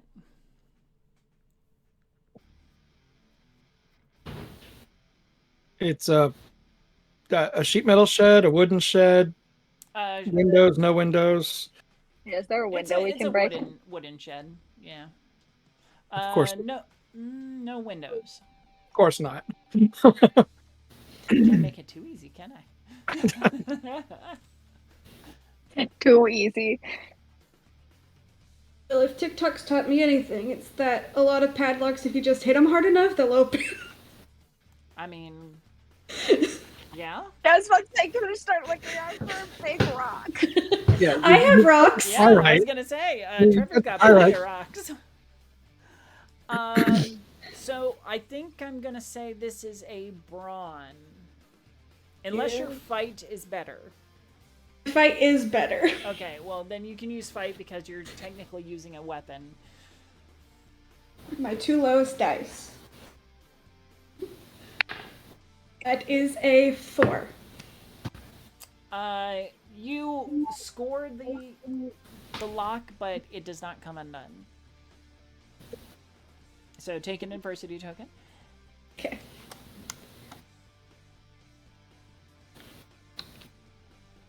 Who's next? Lonnie says he'll try. Okay. Same thing? Yeah. Okay. That's a 6. Still not quite enough, no. But that's... Is it a 6 on a D6? No, I had a D8 Oh, okay. on my brawn. And that's with the +1 for being a teen. Okay, I guess I'll try. And if I could use fight instead, that'd be better. But yeah, slightly better. Yeah. All right. I'll throw a token at you too. +1. I love Smack it right here.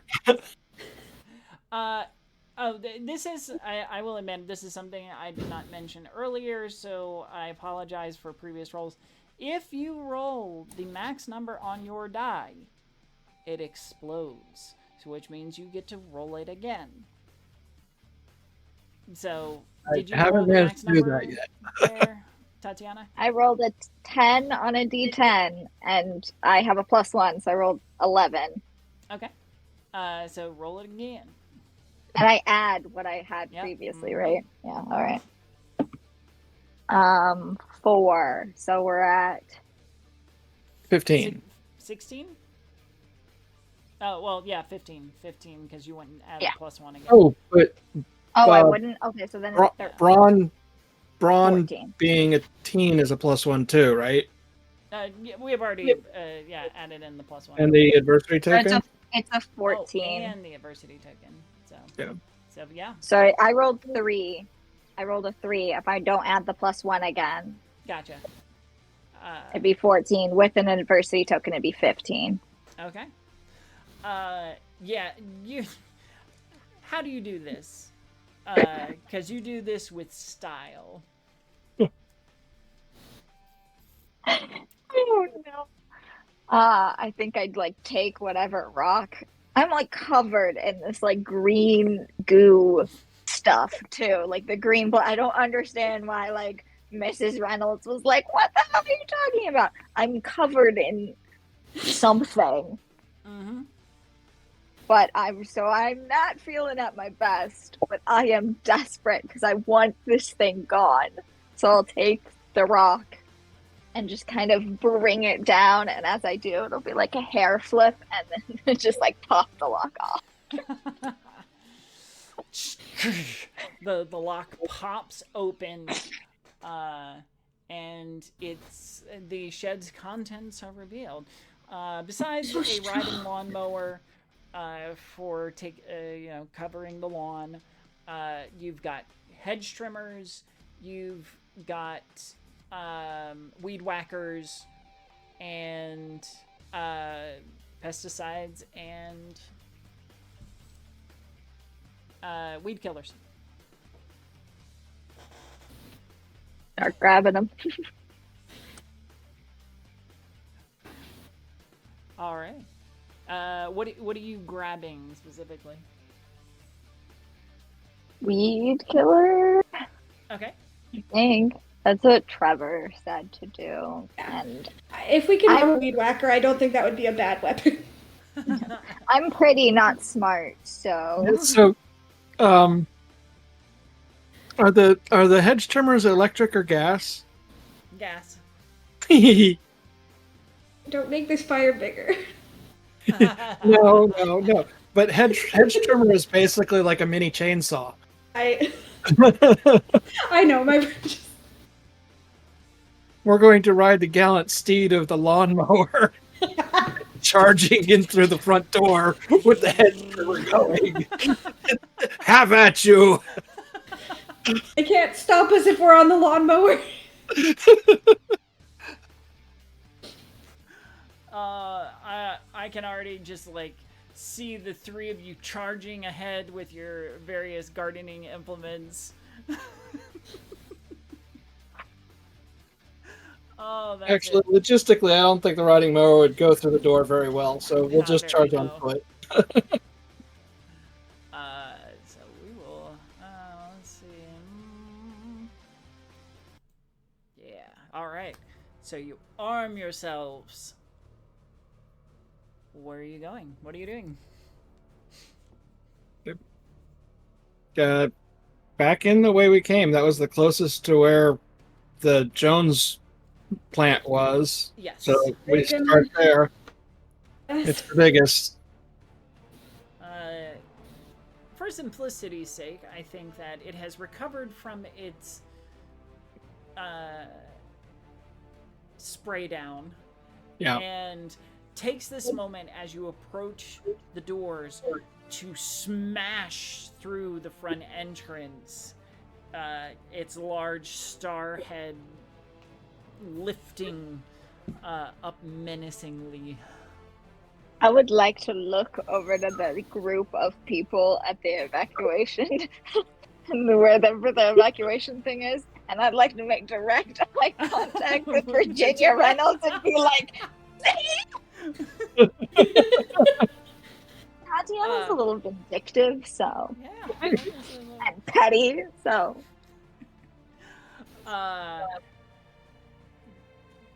There is a shocked moment of silence from the crowd before the panic sets in and they, like, people begin to run. Everybody fails their grit roll. Oh, yes. See, she wasn't lying.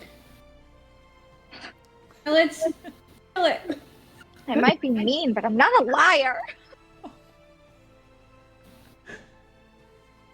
All right. I feel like Tatiana just has like as many cans as possible, so probably only like 2 of like the weed killer and stuff. Maybe the garden shears as well. Sure. All right. It pulls itself forward, growing to a large size that if it came down, it would not just bite you, it would crush you at this juncture. Its mouth opening like the jaws of a dragon. Okay. Let's spray the killer right down its throat. Yeah, it's like it was right directly in its mouth. Lonnie's 14. He may or may not know what he means, but it's something he's heard. And he's going to shout out, "Time to trim that bush."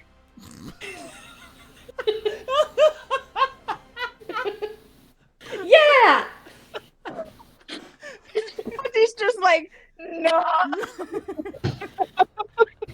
We're gonna trim the bush. It'd be great.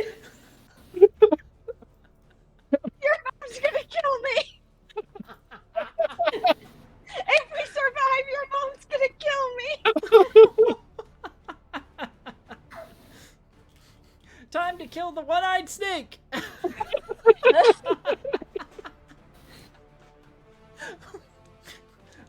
I heard my mom call my dad the one-eyed snake.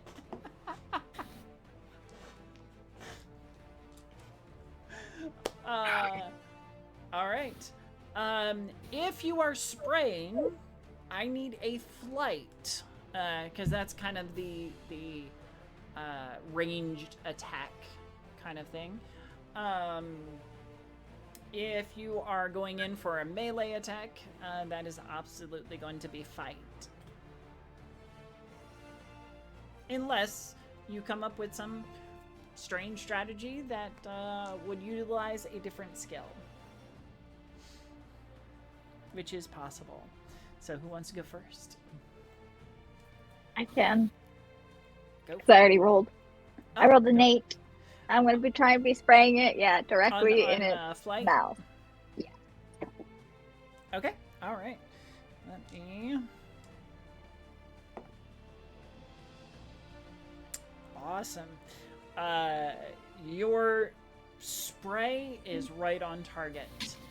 As it kind of looms down over you, you sweep the sprayer and catch it right in the maw. And it just kind of rears back and sounds like it's wheezing. Coughing if they could cough. Yeah.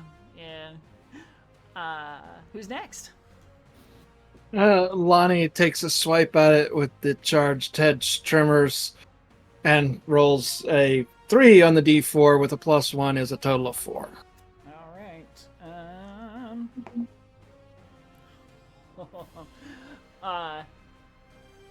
It distracted by the lozenge of weed killer that it just got. It does not avoid, or is not able to avoid your swipe with the hedge trimmers, cutting through its thick vine, eliciting more gooey greenness to splash out onto the ground. Trevor.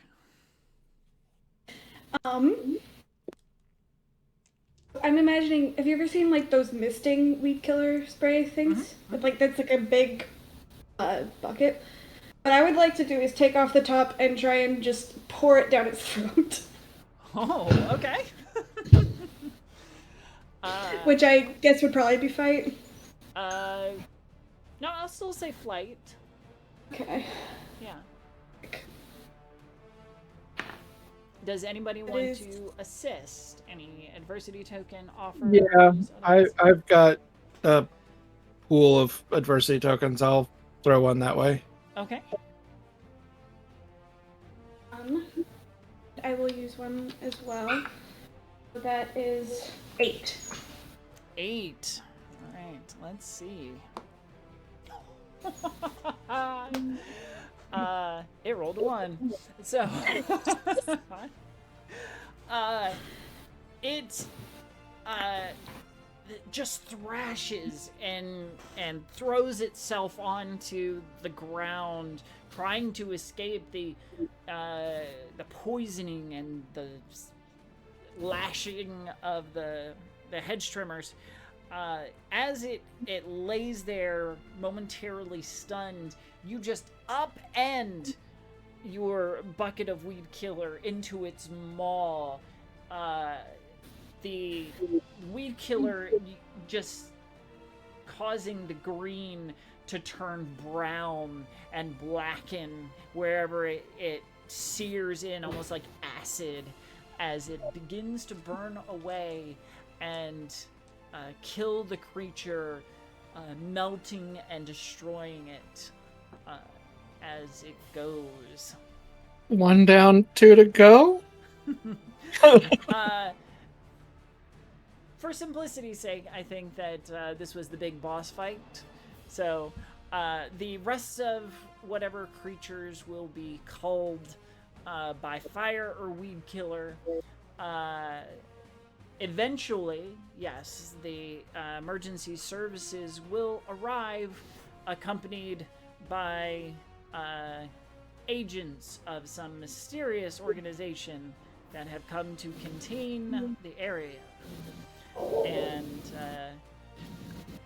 to debrief any witnesses to tonight's events. Well, that's where Lonnie would spend 2 adversity tokens to be unassuming. Oh. Okay. And not be debriefed or He detained. does the opposite. I want to know what's going on right now. The agents are less than forthcoming. regarding what the creatures were, where they came from. They simply want to take down your story, make sure that you are compensated for any injury or damage to property. Oh, and my clothes, I guess. Yeah, I guess so. Yeah, they're a bit ruined. I'm sorry, I lit the building on fire. But in my defense, it was to help my friend. I'm sorry, that was wrong. I think that's all right, young chap. Sounds like you saved your friends. And that is a very heroic thing. So you should be proud of yourself, and I hope your parents are too. Just try to stay out of trouble next time. Sounds like a good plan. This was scary. I bet. Now, are your parents here? And sure enough, your parents are pulling up right now, and just are bewildered as they step out of the car. Just very excited, like. Trevor? As soon as I see his parents, I'm gonna like make sure I'm near Trevor. Mom rushes forward and just scoops you up, Trevor. It's be proud of me time again. I did a lot of scary things. You did? Yeah. That's... I love you, Trevor. You make Mommy so proud.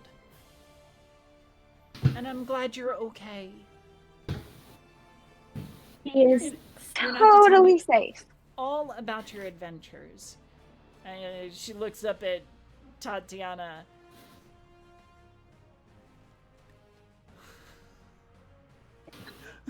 I'll just kind of like indicate like we'll talk.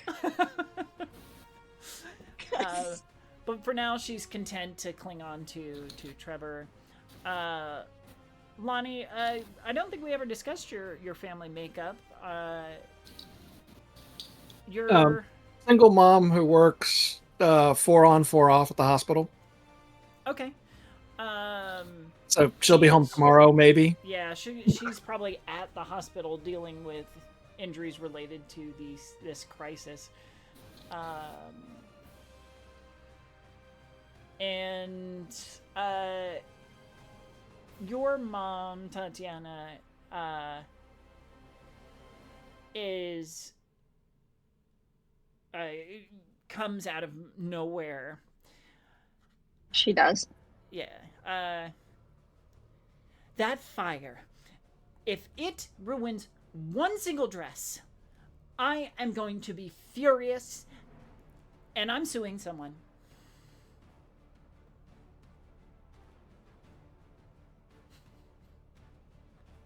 Sure you are, Mom. I'm glad you're okay. I'm fine, baby.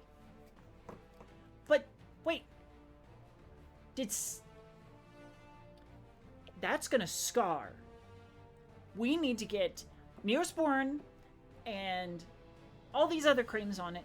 Make sure it doesn't scar. You need to have flawless, perfect skin. I really want the scar. I think it would be cool. You are not going to win any pageants with scars. I don't want to win any pageants anymore. I'm sorry, what? I don't want to win pageants. I do pageants anymore. Now, I know that this emergency, this fire drill has maybe shaken you up. So there was an actual fire and a plant monster. I'm pretty... Would the body, like the plant thing, still be there? Yeah.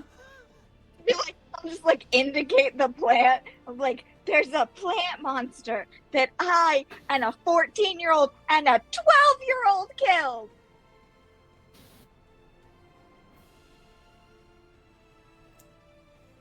That doesn't look real. I am covered in plant blood.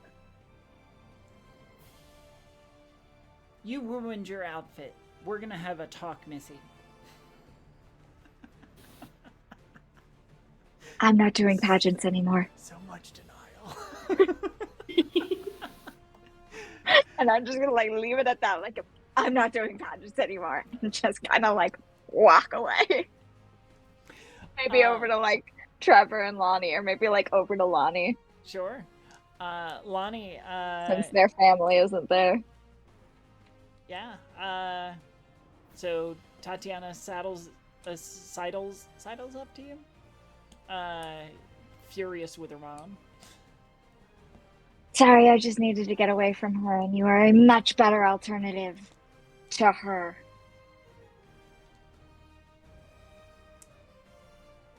Yeah. Nobody paid any attention. Just go watch Mar or something. Which I just Googled to find out what a name of a plant-based anime was. So Mar would be the title that he came up with. Yeah, seems like it. You did good. Just another day, right? God, I hope not. Lonnie, Tatiana, come over here and tell my mom how cool you were. Lonnie, you froze the thing all up. And Tatiana, you slashed it. And we killed it. And we're okay. I kind of exchange a look with Lonnie. And then just kind of shrug and walk over to indulge Trevor. That sounds good. And I think that is a good place to end, where the camera just kind of pans out over and just takes in all of the chaos as it comes to a close. This has been Sucks to Succulent.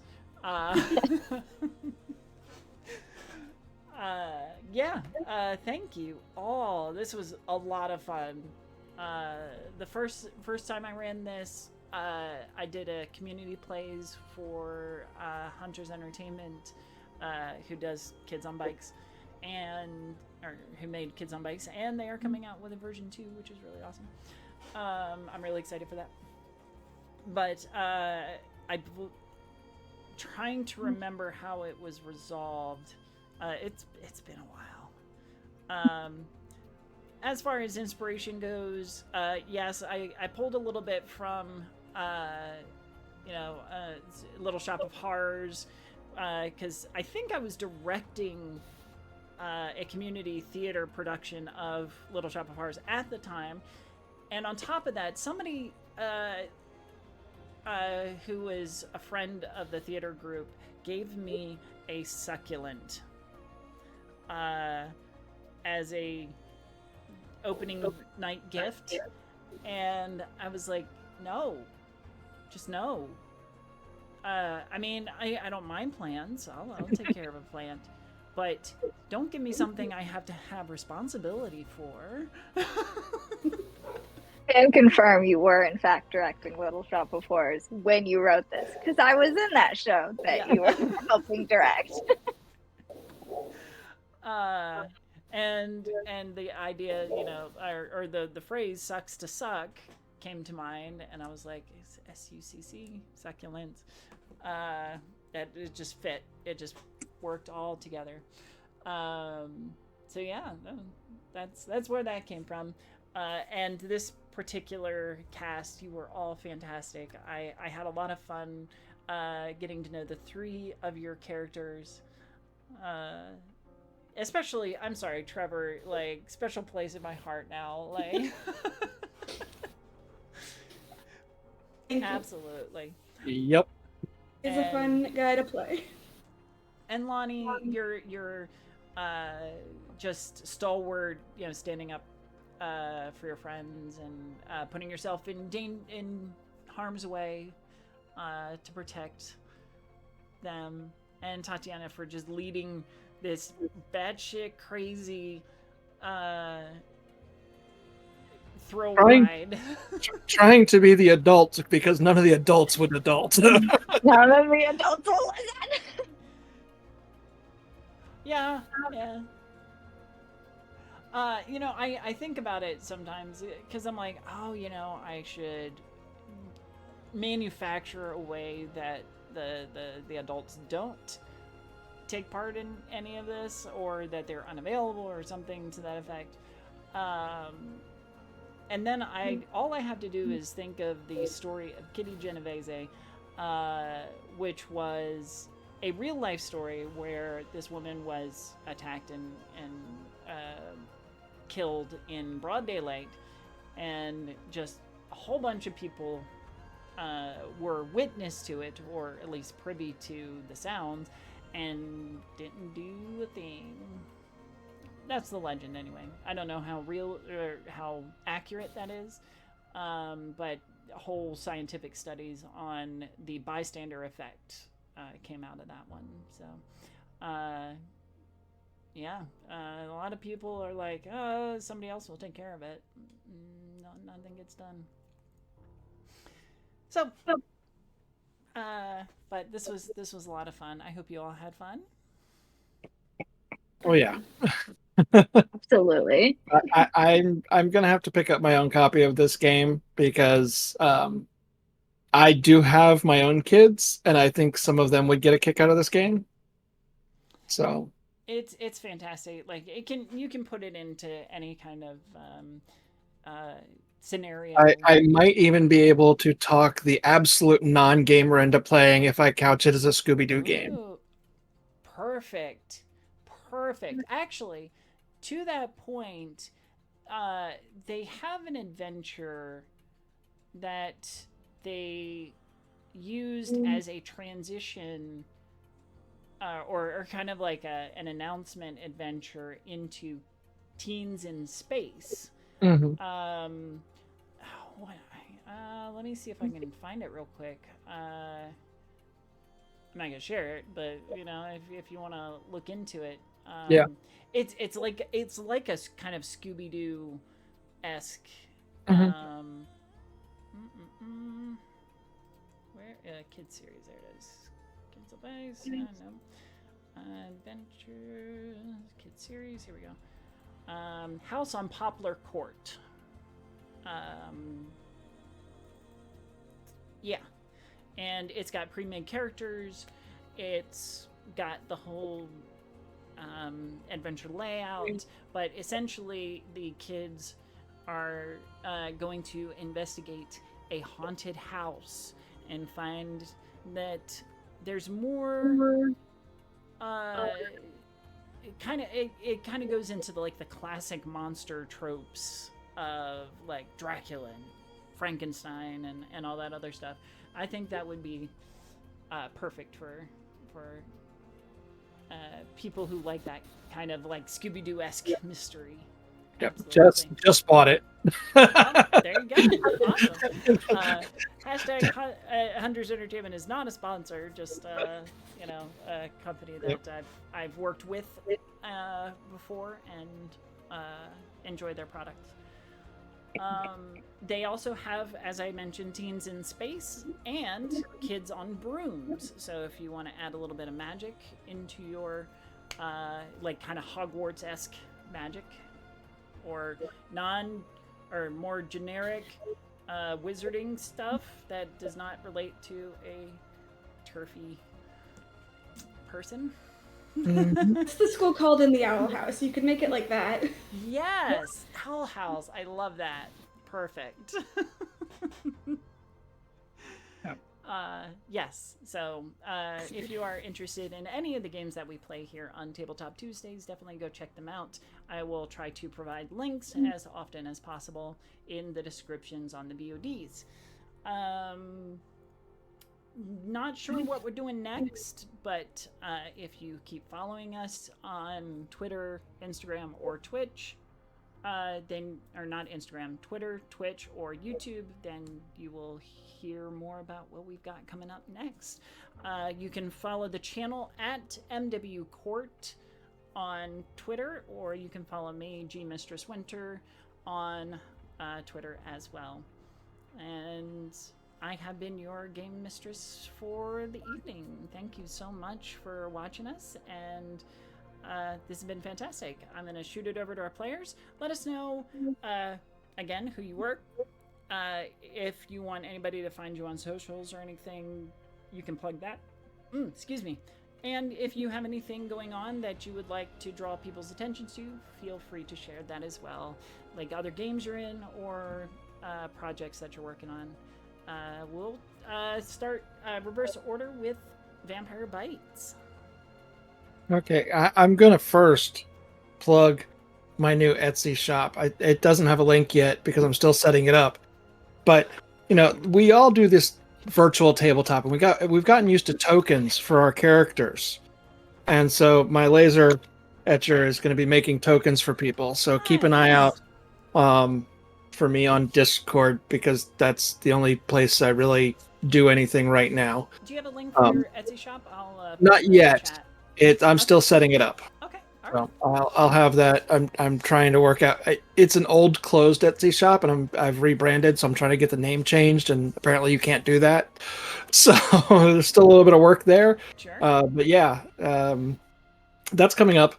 And you can find me on Twitch, sitting in games like this one, or on first and third Mondays over on Cybernation Uncensored, on Fridays over on Cybernation Uncensored. Maybe on my own channel, hopefully, but I don't know about that. And in Discord. So wonderful. And speaking of the Discord, I just put the invite link into the chat. So if you would like to join our community, feel free to pop in and say hi. And maybe you'll get to see more of Vampire Bites' Etsy shop when it goes live. That'd be awesome. Thank you so much. And Len. Hello, I have been Len. I don't have too much to plug. I am going to be in the 10 Candle series by Tabletop Tail Spinners whenever that comes out. I don't know right now, but it'll be a party. I'll be there. Yeah, we had a great time with that. It's a good time. Oh, we had some tension too. You did, yeah. I yelled at you. Like, we're about to fight. Oh yeah, no, I was not having your character in that. Believe me, I wasn't having my character, but sorry, continue. I don't think I have anything else. Oh, okay. Well, thank you for playing, Len. It was great to see you again. And last but not least, our wonderful Abby. Hi everyone, I'm Abby Marie Carter. You can find me on Instagram at Abby_Marie_Carter, or on Discord at Abby Marie Carter. What things do I do? They're all here on Mistress Winter's Court. I'm on the Facet every Monday. I play Ahira. I have been in the last Tabletop Tuesday games. I've been in this one. I will be in more if I can. I really enjoy doing it. It's a fun creative outlet. And then starting next Thursday, I will be running a Monsterhearts campaign every other Thursday. So June 1st is our start date. I'm very terrified because I've never run a game before, but I'm super, super excited. Have 4 wonderful players. Winter will be there with me running tech and helping me if I need help, because I've never done this before, and probably playing a more permanent NPC. Yeah, if you ever want to chat with me, feel free to hit me up on Instagram or on Discord. I love talking about just about anything and making friends. Thank you so much for sticking around. Awesome. Thank you so much to all of you again. If you want to join our Discord, that link is in the chat, as well as our YouTube link for our videos on demand. This one will be available in the next week or so, essentially whenever I get around to it, but I will make sure to announce it when it gets released. Thank you again, everyone. Have a good night, and we will see you sometime soon. Have a good night.